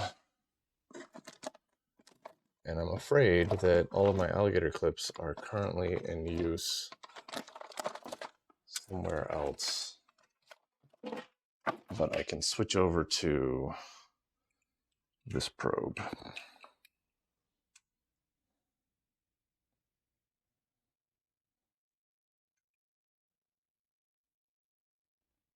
So we should have plus 18 volts available on the Canon connector on the back. On which pin?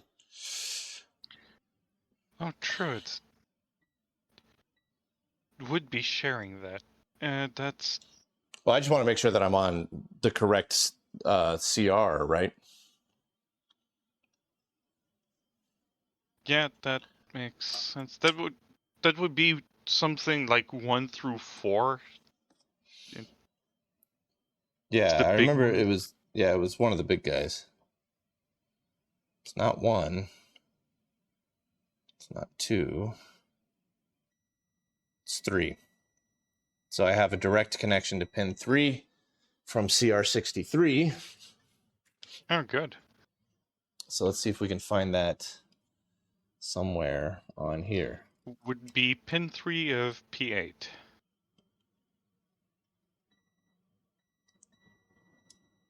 Yep, that's correct. Oh, great. P8.3 is 18 volts. And it's readily available. It's going everywhere on that board. Yeah. All right, so there was we also wanted to find Minus 24. minus 24 volts, right? That's fuse number 2. There's no diode, so Oh, great. So I can go straight off of fuse 2. you could go straight out of jack number 6, minus 24 volt. Jack numbers. Oh, straight off the front. It's a little tougher to get to. Yeah. Fuse 2 then. I'm going to circle you back around to this side. I can go straight on to fuse 2 right here. All right. And it should be pin 7. Yep. 1, 2, 3, 4, 5, 6, 7. Yep, pin 7. P8 pin 7 is minus 24 volts. Okay. Yeah. Do we also have plus 5 volts on this board? I'm worried No. about the Arduino being able to supply enough plus 5 to run our logic. Because we're using plus 5 as part of our level shifters, right? Yeah, but I mean, it doesn't really need to be very hard plus 5. But it's a lot. Like, because we're gonna have like 16 level shifters going on, more than that actually. So I'm worried because like Arduino and almost all of their documentation is like, yeah, don't use the plus 5 volts to supply stuff here. Like, have a separate plus 5. Yeah, because it's literally just taking off the USB. Yeah, should be fine in some cases. We have the plus 18. That's the closest thing we have. I was gonna say there's a plus 12. No, there's a minus 12, but that's almost ridiculously just All a right. reference. So if I can get onto CR69, which I think I can, that's our plus 5. We might have plus 5 on this board. And since there's no silkscreen, I can just swipe around. And I can get onto CR69 here. Would there be a 5 volt? Then So that's CR69. I wouldn't have spotted it.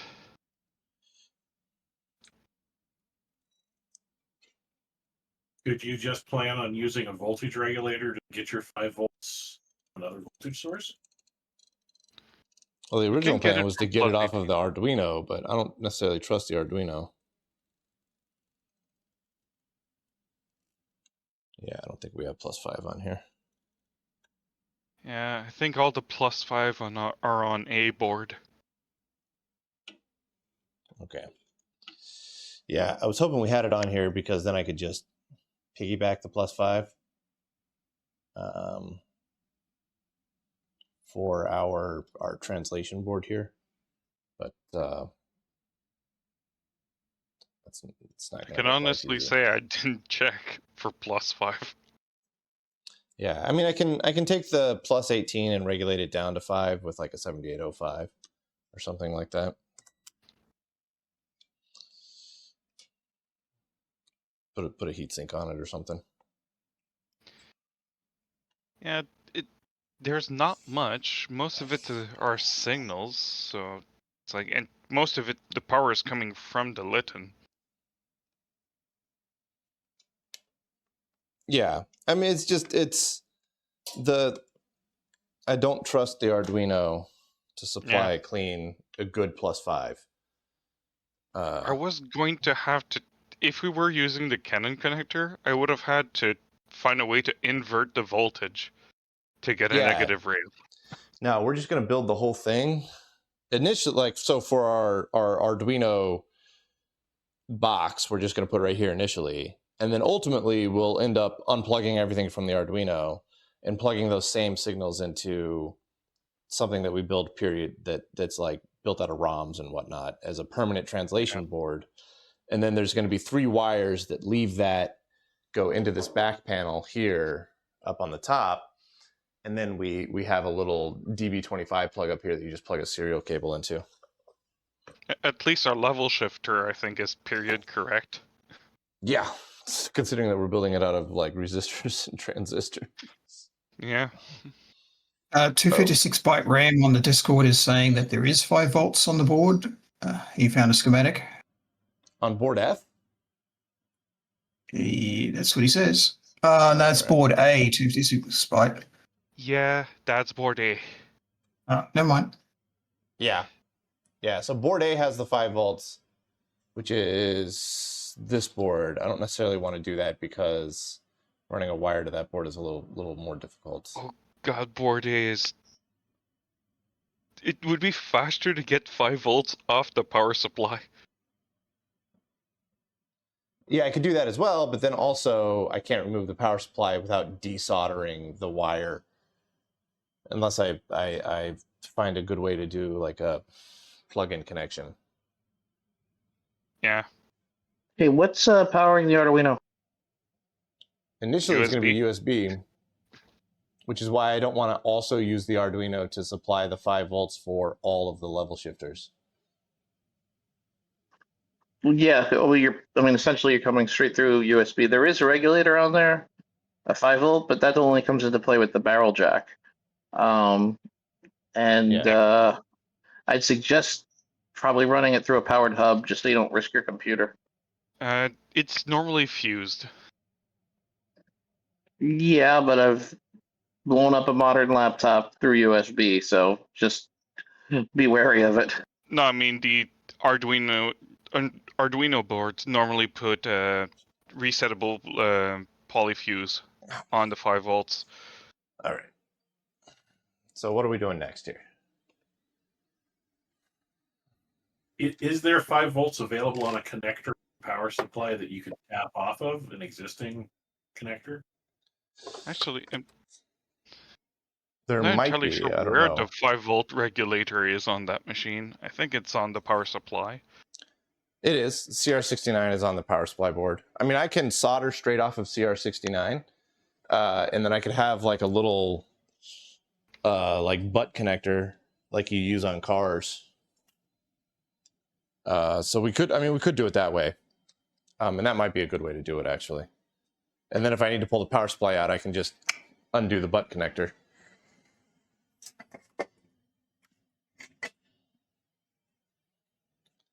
All right, so where are we going next? Are we going to build a level shifter and test it? There's that fuse that blew was on the 5-volt, right?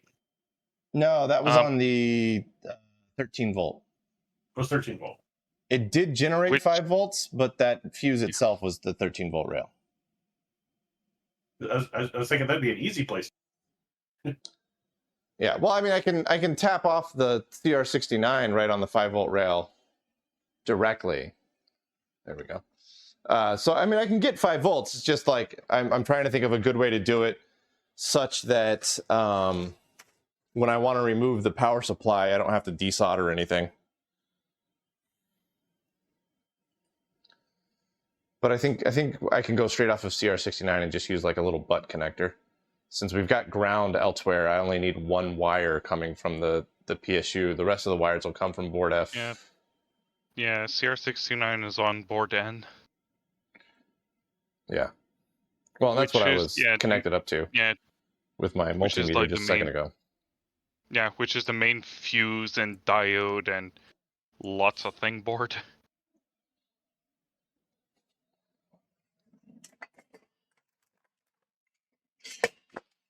All right, let's do something here. I'm a 5-volt meanwhile. It's like I'd go off like the 13-volt rail. Yeah, well, I mean, we've got all the voltages there. We might as well use them. Yeah. It's like I mean, they did use a regulator for the 5 volts, but I mean, that's a bit of a critical voltage because it's powering absolutely all the logic. Yeah, we're not going to be pulling enough of a current, I think, to lean on the existing 5-volt rail in a negative way. Yeah, that the 13-volt rail is a 4-amp fuse that you slightly overrated recently, but that's fine. Shh, don't tell anybody. Actually, let's say you added capacity for your modification. Yeah, there we go. There we go. I was future-proofing. We didn't know we needed more amps, but now we All right. have. You're going to slide over this way. You're going to come in here. I'm going to turn you on. All right. That's not much of a workspace, but it's what I got.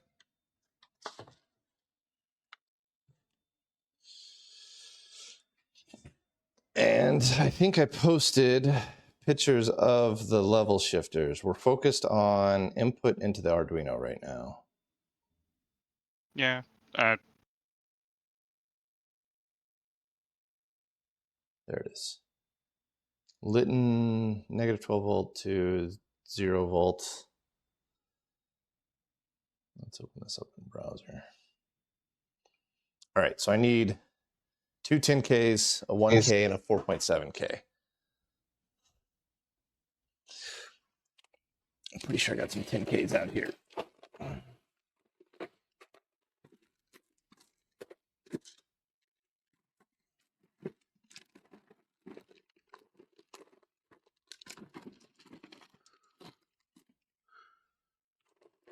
All right.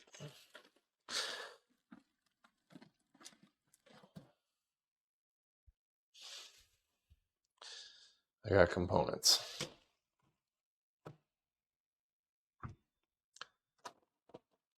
I think I used 4.7Ks on the UE1, so I got about 400 remaining.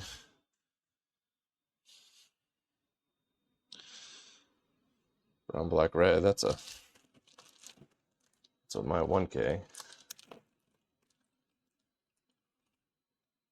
There's a 4.7K. If I can find a 10K now. I don't think I have any 10Ks in this bag. 20K, 470K, 33K, 100, and 1K. All right, I'm sure I got 10Ks around here somewhere. Crazy thing is, I found a Canon connector, 32 pins, with 4 powers. But they're not in that topology. Yeah, it's kind of a weird spiral topology that they're doing, huh? All the Yeah. Canon connectors are in a spiral topology. I mean, all the ones I looked at for now. Yeah, it's just there's so many different variants, and also you need the particular keying and shell to fit in that connector. What I was Yeah. just mentioning in the Friday Night Litten channel was in the text was that maybe since System Source has a peripherals, they have the cables, and maybe you could get a part number off of the plug on their cables. Oh yeah, if I could get to the machine. Dang, I'm actually running low on 10Ks. I need to place an order for 10Ks. There's a lot of 10Ks in that design. Yeah. Which is why I'm running low on 10Ks, because I use them all over the place. I mean, it's such a nice value. Yeah. Hang on. Let me check one of my other boxes over here.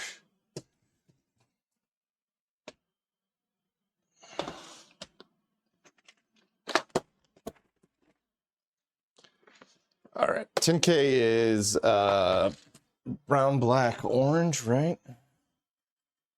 Yeah. Black, orange. All right. There's another collection of 10Ks. That'll get us there.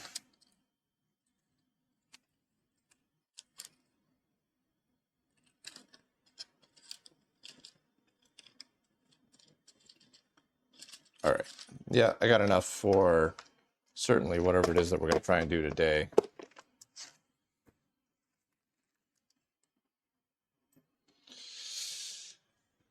Let's put you back over here.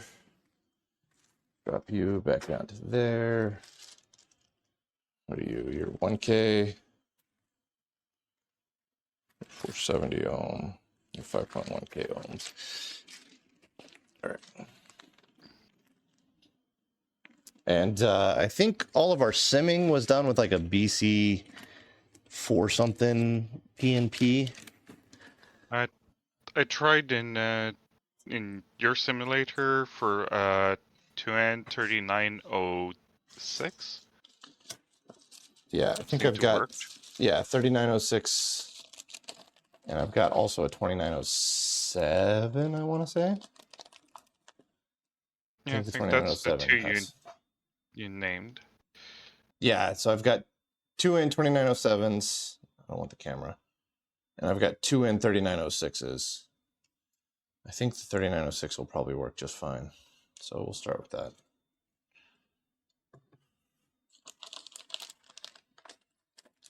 We got a 1K.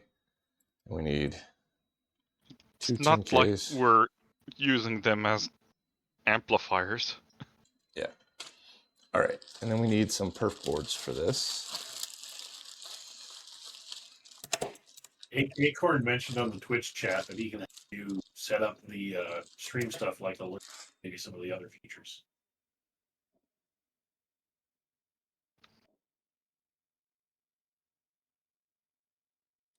Yeah, Acorn.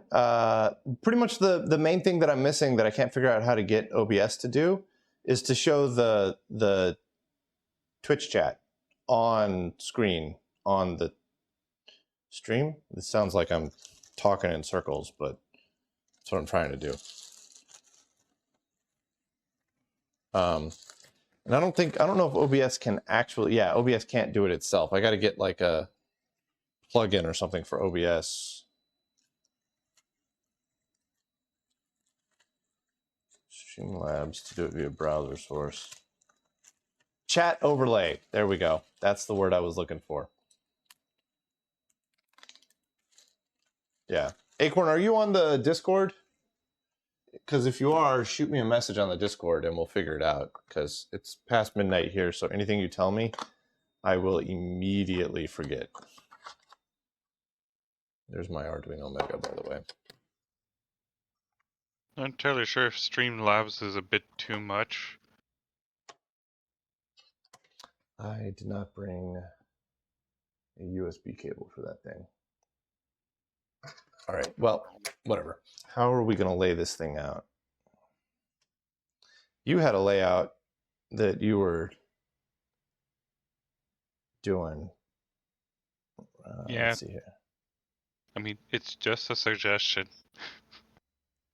Has somebody already written a program for the Arduino to do this yet? Oh, No. my brain's too fried for that. No. I mean, I've been thinking of how it should work, because it's not your standard type parallel stuff. It actively doesn't give you a read. How does parallel name those? A read clock that would be. You talking about a strobe? Yeah. It's like, it doesn't give you a read strobe. It has one, but it doesn't tell you about it. It has a clear strobe, which means I have read. But it doesn't tell you when it's gonna have read your thing, which is fun. Which means you have to be available 100% of the time. If we do the 8 inputs, right? Count this out here.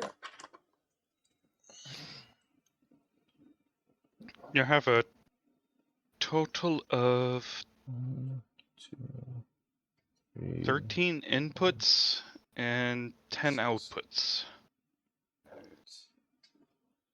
Yeah, so I'm going to split it up across multiple boards. So we're going to have Okay, that's fine. one here for input, have another one for output, and then we'll have a smaller one for the bus. So the 8-bit input bus, the 8-bit output bus, and then we'll have a third one that's smaller for the 5 additional control pins. But I'm trying to count it out to figure out how wide I can go and still get eight inputs on here. 1, 2. I took 2 rows per input or output, but let's just say the design is dense. Yeah. Okay. I can go 3 wide. That would probably make it simpler. Yeah. I got to figure out where I want to put inputs from the Litten on this side. Maybe I should draw this out. Right. So if I do get another piece of paper here.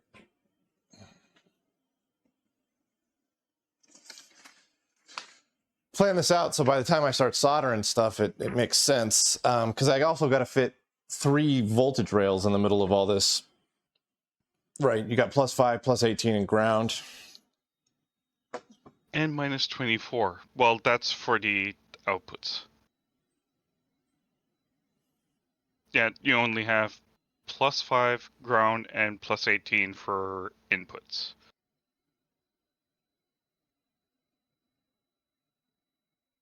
Yeah. So for the inputs, I'm only worried about the inputs right now. So I just gotta deal with +18, +5, and ground right now.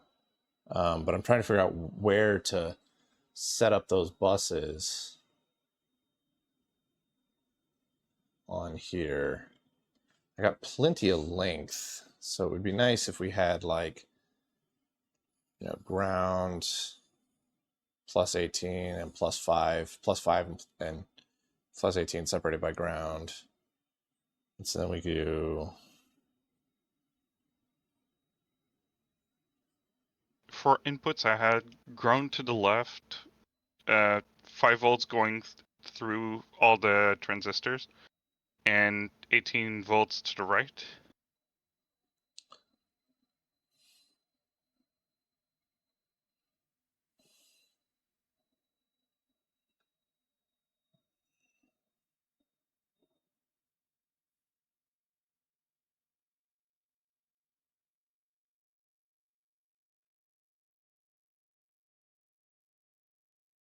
This one needs to go all the way up to here.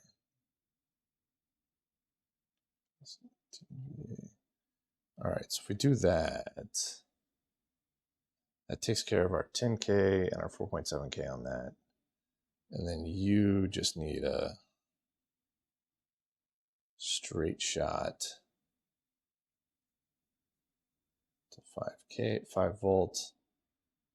You need a 1K to ground, as well as I'm gonna go check up on the files. straight shot out. I figure out a way to get it out as well.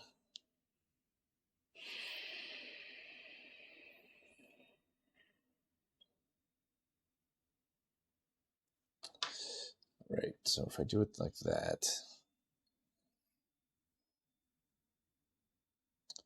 we want the 1K to also,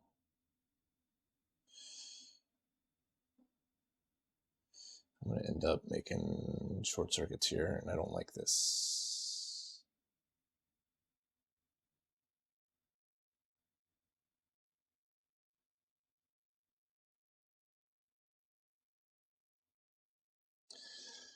All right, what's a way, how can I lay this out so that it doesn't absolutely suck?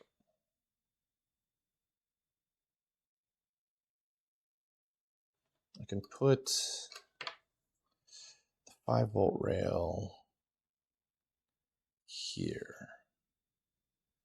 And then we do, so we make this plus 5V. Then we do stubby resistor to there with our middle pin to 5 volts. And we do, how about plus 18 here? And we do another stubby resistor here to 18 volts. And then we have our input.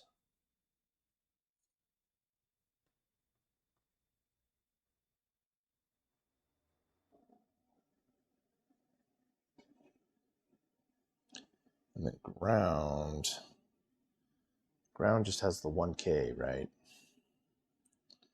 So this needs to go straight to 5 volts as well. Run into the same problem of trying to stuff too much into one space.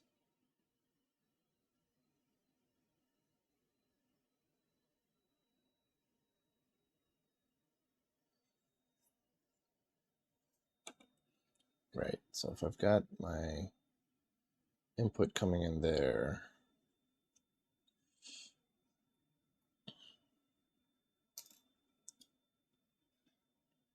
let's say we take you to ground up here maybe.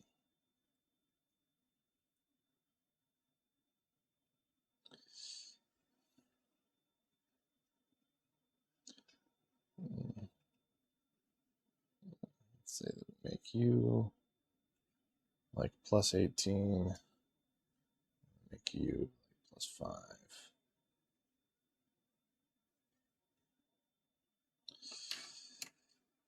I don't know if I like that either. I'm bad at this design part. BK1602, I think we need the plus 18 volts because that, well, the 256 by RAM is probably best to answer that one. We need the plus 18 volt because we're using a PNP and it's referenced to 5 volts, so we need higher than 5 volts to stop it flowing. There you go. All right, what if we put the PNP like this? I'm just unsure for one of his resistors, like, why do you add this? Why do we need that? But the rest I pretty much understand.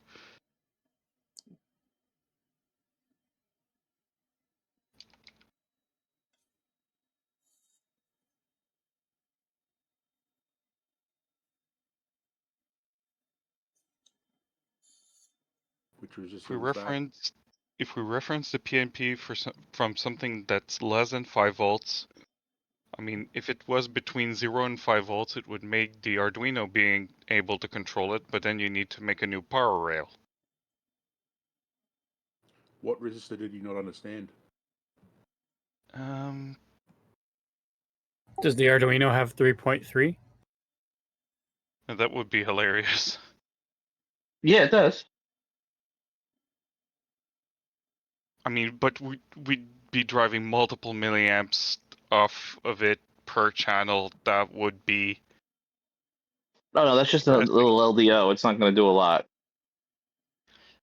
Yeah, because we're using it as impetus to like move the whole rail from the Litten.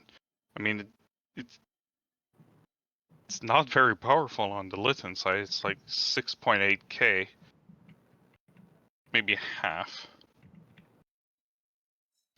Which resistor didn't I understand?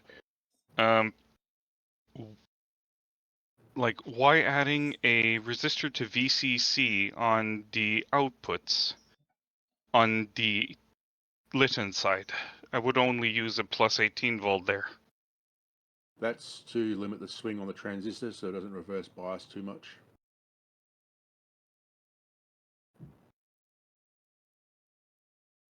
But we're getting pulled down on the Litten side. There's extra resistors that would be limiting it anyways. This is when the 18 volts pulls it up and out of saturation to cut off the transistor.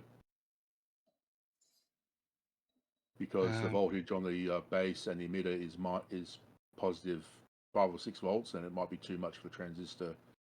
So I put a 4K7 in there to limit that swing so it doesn't bias it off too hard. I mean, but we could be balancing it anyhow with the Litten side. There's extra load.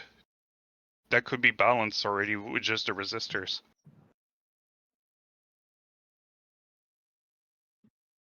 Yeah, but it won't hurt anything to have this. Yeah.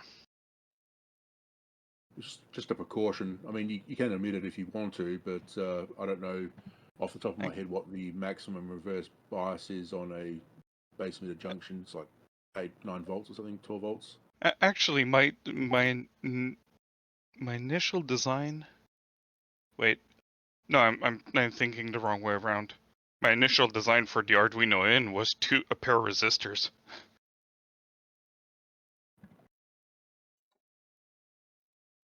With absolutely no transistor in the design. That'd work, but you'd have an inverted input, of course. Yeah, software. Yeah, fine. I mean, whatever works. I mean, I don't think that one was going to give clean enough TTL levels to trigger the Arduino. I mean, the Arduino might be. I had a wrong value. It wasn't supposed. 56K was wrong. 47K gave you TTL levels. Even when I ran the sim on the 47K, you weren't getting TTL levels. Not in the sim that I was running in Tina, at least. Huh. It was closer, but it wasn't. It still wasn't there. So Yeah, I mean, I didn't want to run it too. volts. I didn't want to run it too close to 0 volts because it would have became negative, and that would have been lovely for an Arduino.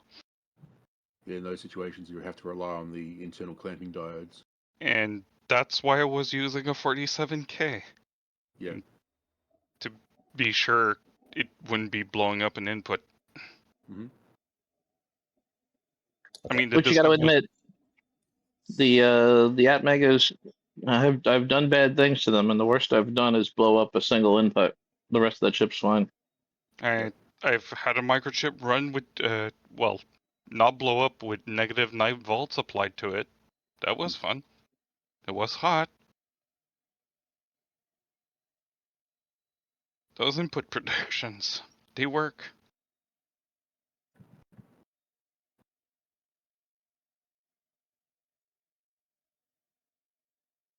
I'm just going to jump in here and mention that I posted the decoded drum images into the Discord chat. I'll have to verify it. It looks okay, but I'll have to check that I'm not off by 1 bit in some places like tomorrow, but looks like we got it. What happens if you try to run it in the emulator? It gets loaded. I did try that. It gets a little bit further than last week where it printed a CLF and then just stopped. It does accept a command, echoes the command, and then it stops. But that may be a bug in my emulator, so I'll try to figure that out. It did Okay. get a little bit further than it did last week.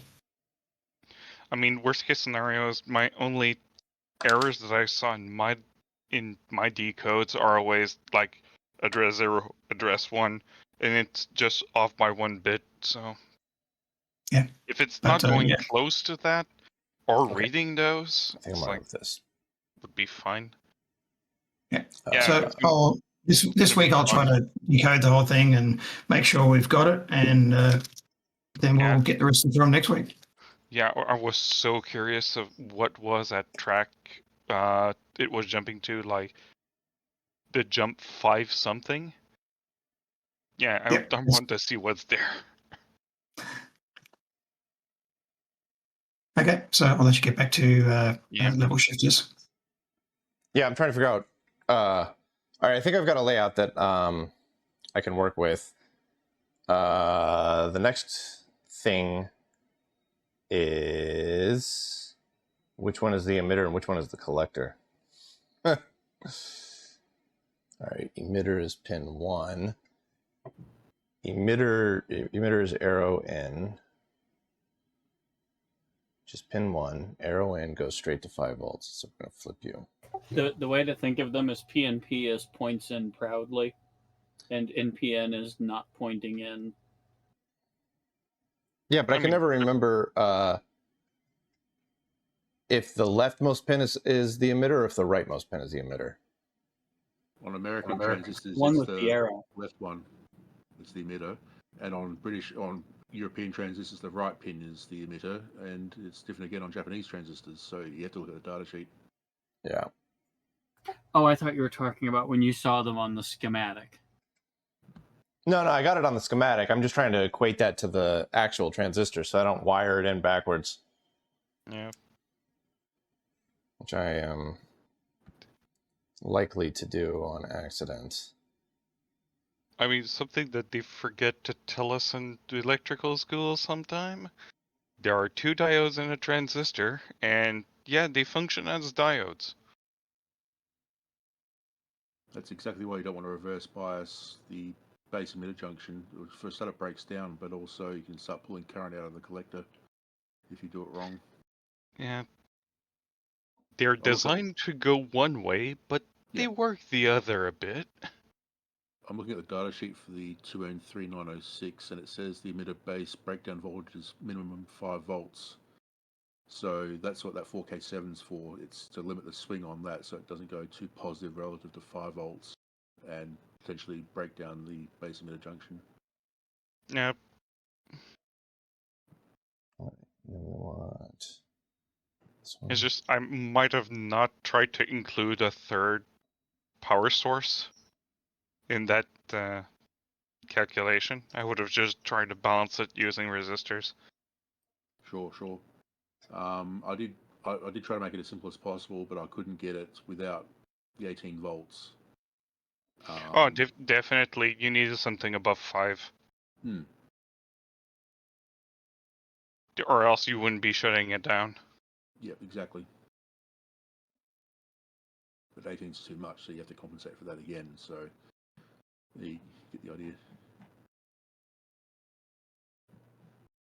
And mostly because it would have worked perfectly without the 18 volts if it wasn't for those darn the input busy that have a plus 18 pull up. And it's like, why did they do that?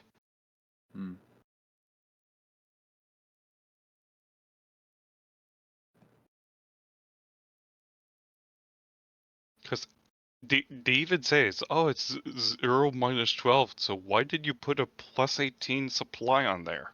It's like, oh, because we wanted a pull up. Great. And they didn't give us a negative voltage, so we. I mean, I didn't have a negative voltage because I was working off the Canon connector that only has plus 18 and ground. Okay, I think I got this.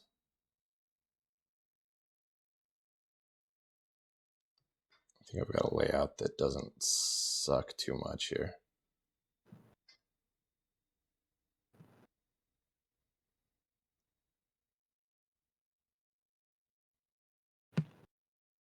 Yeah, optocouplers always work. They just aren't compact.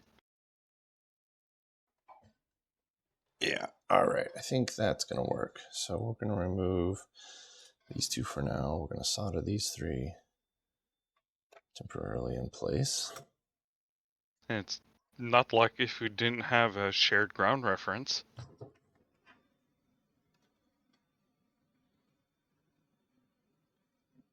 You're basically using a 4-terminal amplifying device instead of a 3-terminal amplifying device.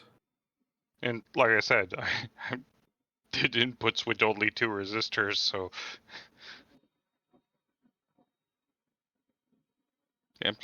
amplification. Yeah, amplification might have been better. Also, oddly enough, we could have worked with an NPN transistor too. Yeah, Yeah, it that would was have like also worked. Just reference there's like, to and there's 0 2 volts. topologies. We Yeah. could have used it inverting and following. Both worked. I mean, I could have done it with vacuum tubes. Exactly. But if you use an NPN with the emitter connected to 0 volts, so it's a common emitter, that would also work. You just use a different level shifter, but you still need the plus 18 volts to get that voltage up. Yeah. To switch it. Which I think anyway. Never mind. That image is pure spaghetti. 230-6. Leftmost pin is the emitter, which we want to go straight to 5 volts. So we want this to go in this orientation.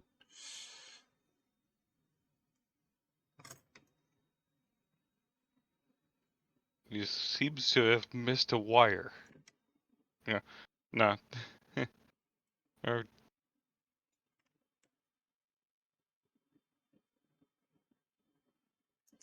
I mean, I did wire in the FPGA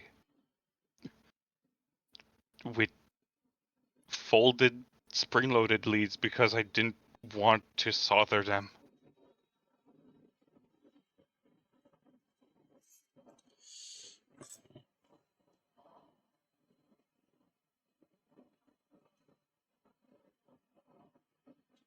All right. All right. I think we're making progress here. I've got all the components soldered in place. They're just not connected to each other yet. You get to get folded that way for the input pin. That one is going to be our bus, which is going to be G and D. This one is the 1K. This one is a 10K. This is our input. This is E, B, C. This is a 4.7K, which is our pull up to plus 5 volts. This is a 10K. That is a pull up to 18 volts. And then we have a straight wire out for the plus 10K. This is our 18 volt rail.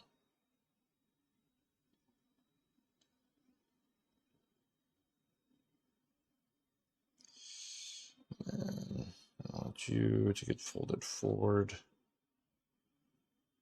and become part of the 5 volt rail. I want you to fold forward into that as well.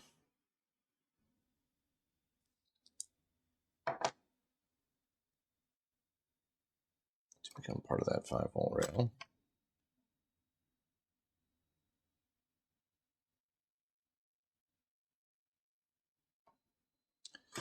And then you are center pin stuff. So you're going to get cut short and pushed down.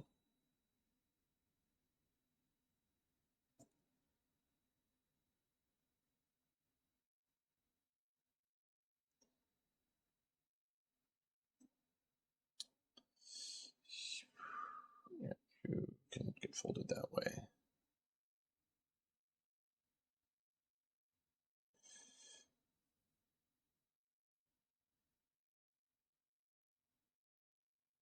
I have no idea what's going on here. This is so confusing.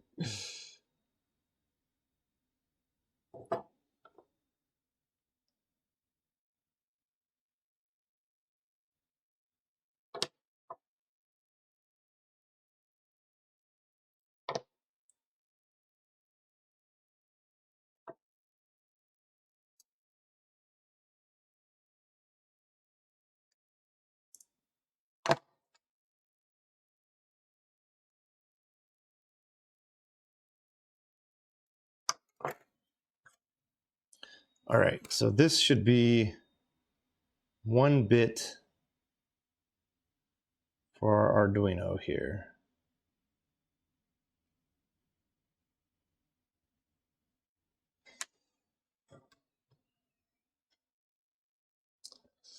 Although I'm not quite done soldering it up yet.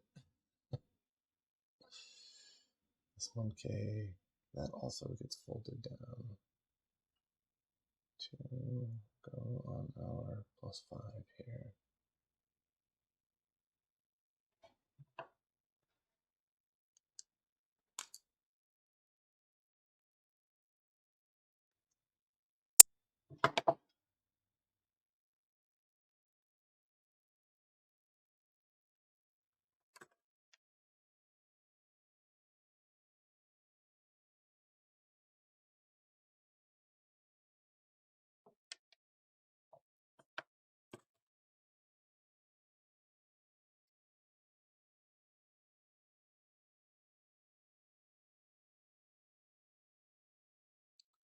Oh yeah, and that's got to be a jumper on the top in order to work.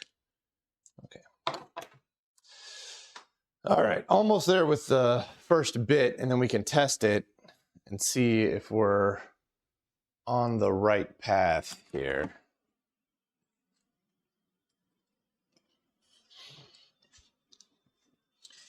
Oh, what's up, MX Shift? You found us on the Twitch. Excellent.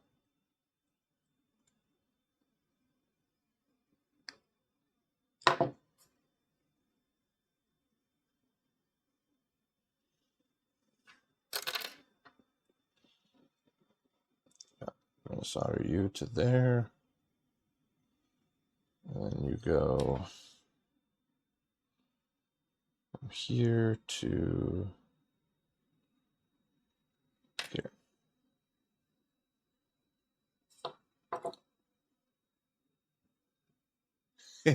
Yeah, it's yeah, midnight 30, and I'm just like straight improving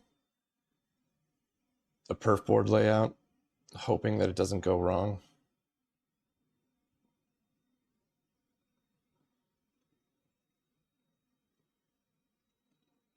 I mean, it looks right in my brain.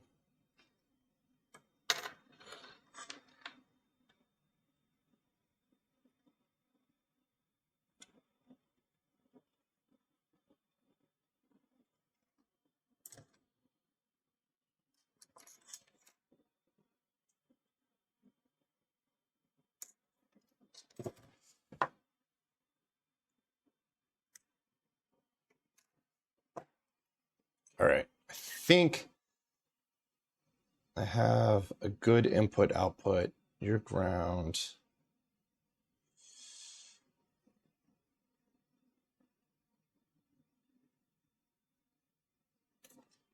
Yeah, let me redraw this, and then I'll post a picture up in Discord so you guys can see what it looks like and tell me how wrong I am.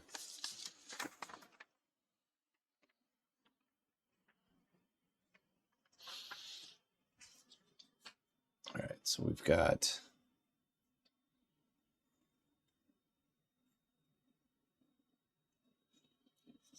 our 10K.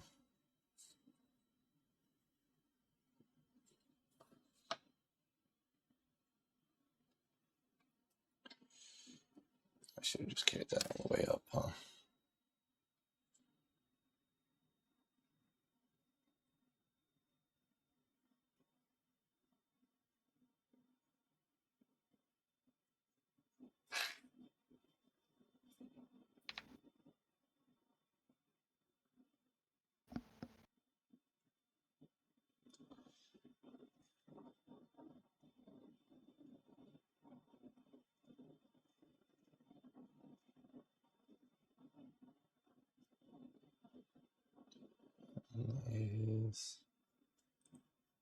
7. Okay.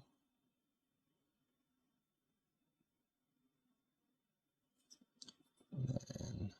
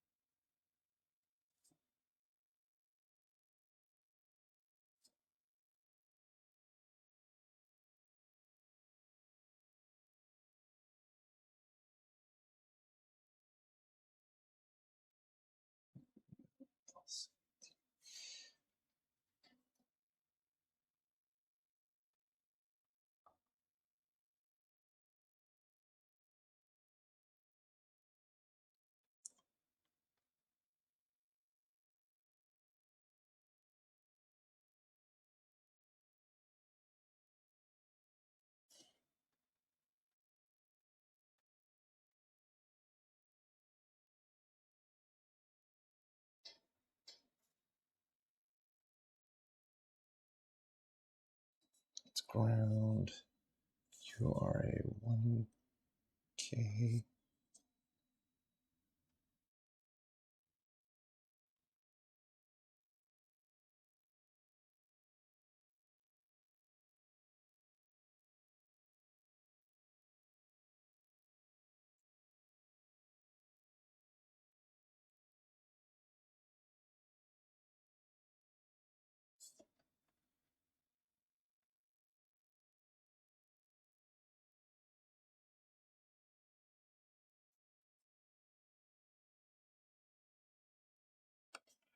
All right.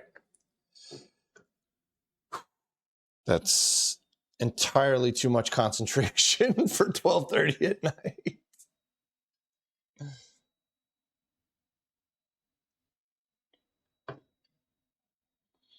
But I think this is compact enough, and I've got my buses overlapped in a way that makes sense.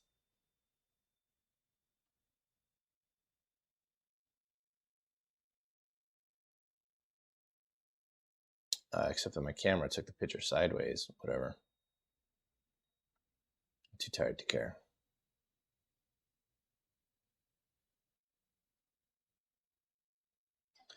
Yeah. Yeah, BBM Donut. I, in particular, hit a wall at about 8 p.m. today. I don't know why. I woke up at 4:30 a.m. and just could not get back to sleep. So I was out of bed at 5 a.m. So I'm not exactly running on all cylinders today. Yeah, I saw your message. I haven't replied to it, but yeah, the ST238R has been imaged. That is amazing. I don't know what kind of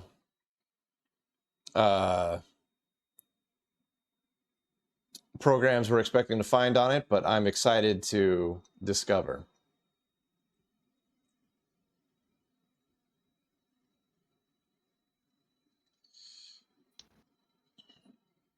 Yeah, that's gonna.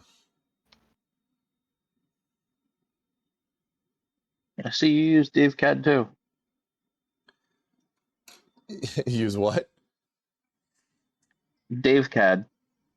Oh, in other words, I'm busting my hump. No, pencil and paper for drawing circuits. Oh, okay. That's a EEV blog whose name is Dave also calls it DaveCAD. Oh, okay. All right. It's a Dave thing. Fair enough. I used it because it just seemed like the easiest solution at the moment. Yeah, sometimes it's just easier. Easy. Yeah.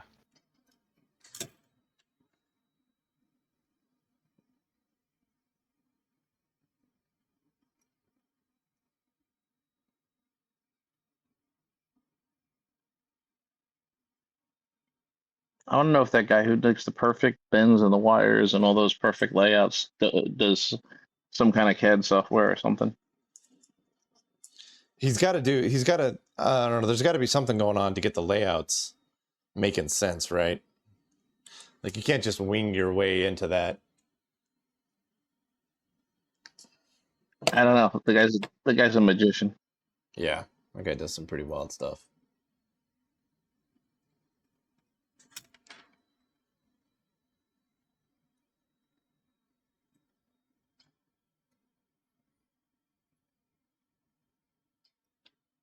All right.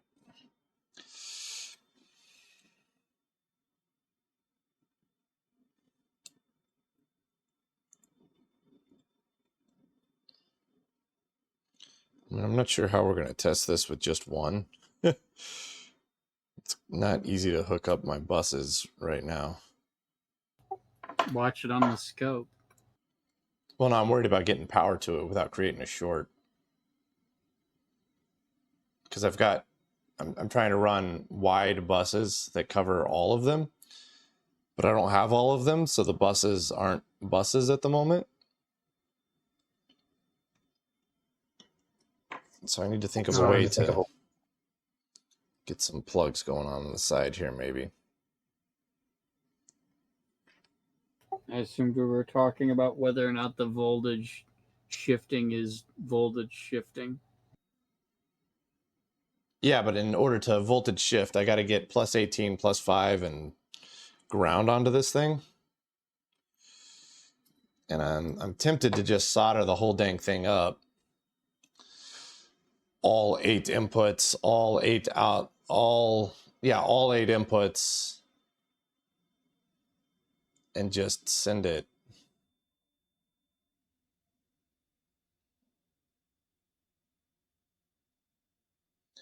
And then, you know, I know we were saying like solder one up, then plug it in and test it. But in order to like plug it in and test it, I need to get everything on the board so that I can properly route my power so that it doesn't short to anything else and I don't end up with, 18 volts crammed down a 5-volt line.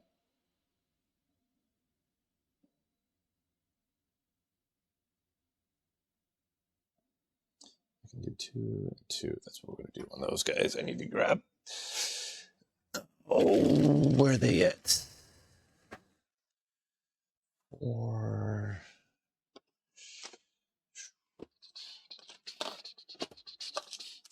all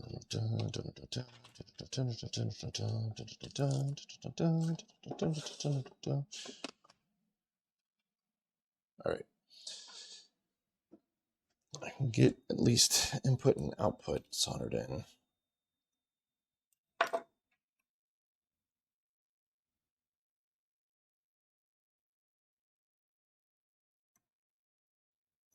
Maybe.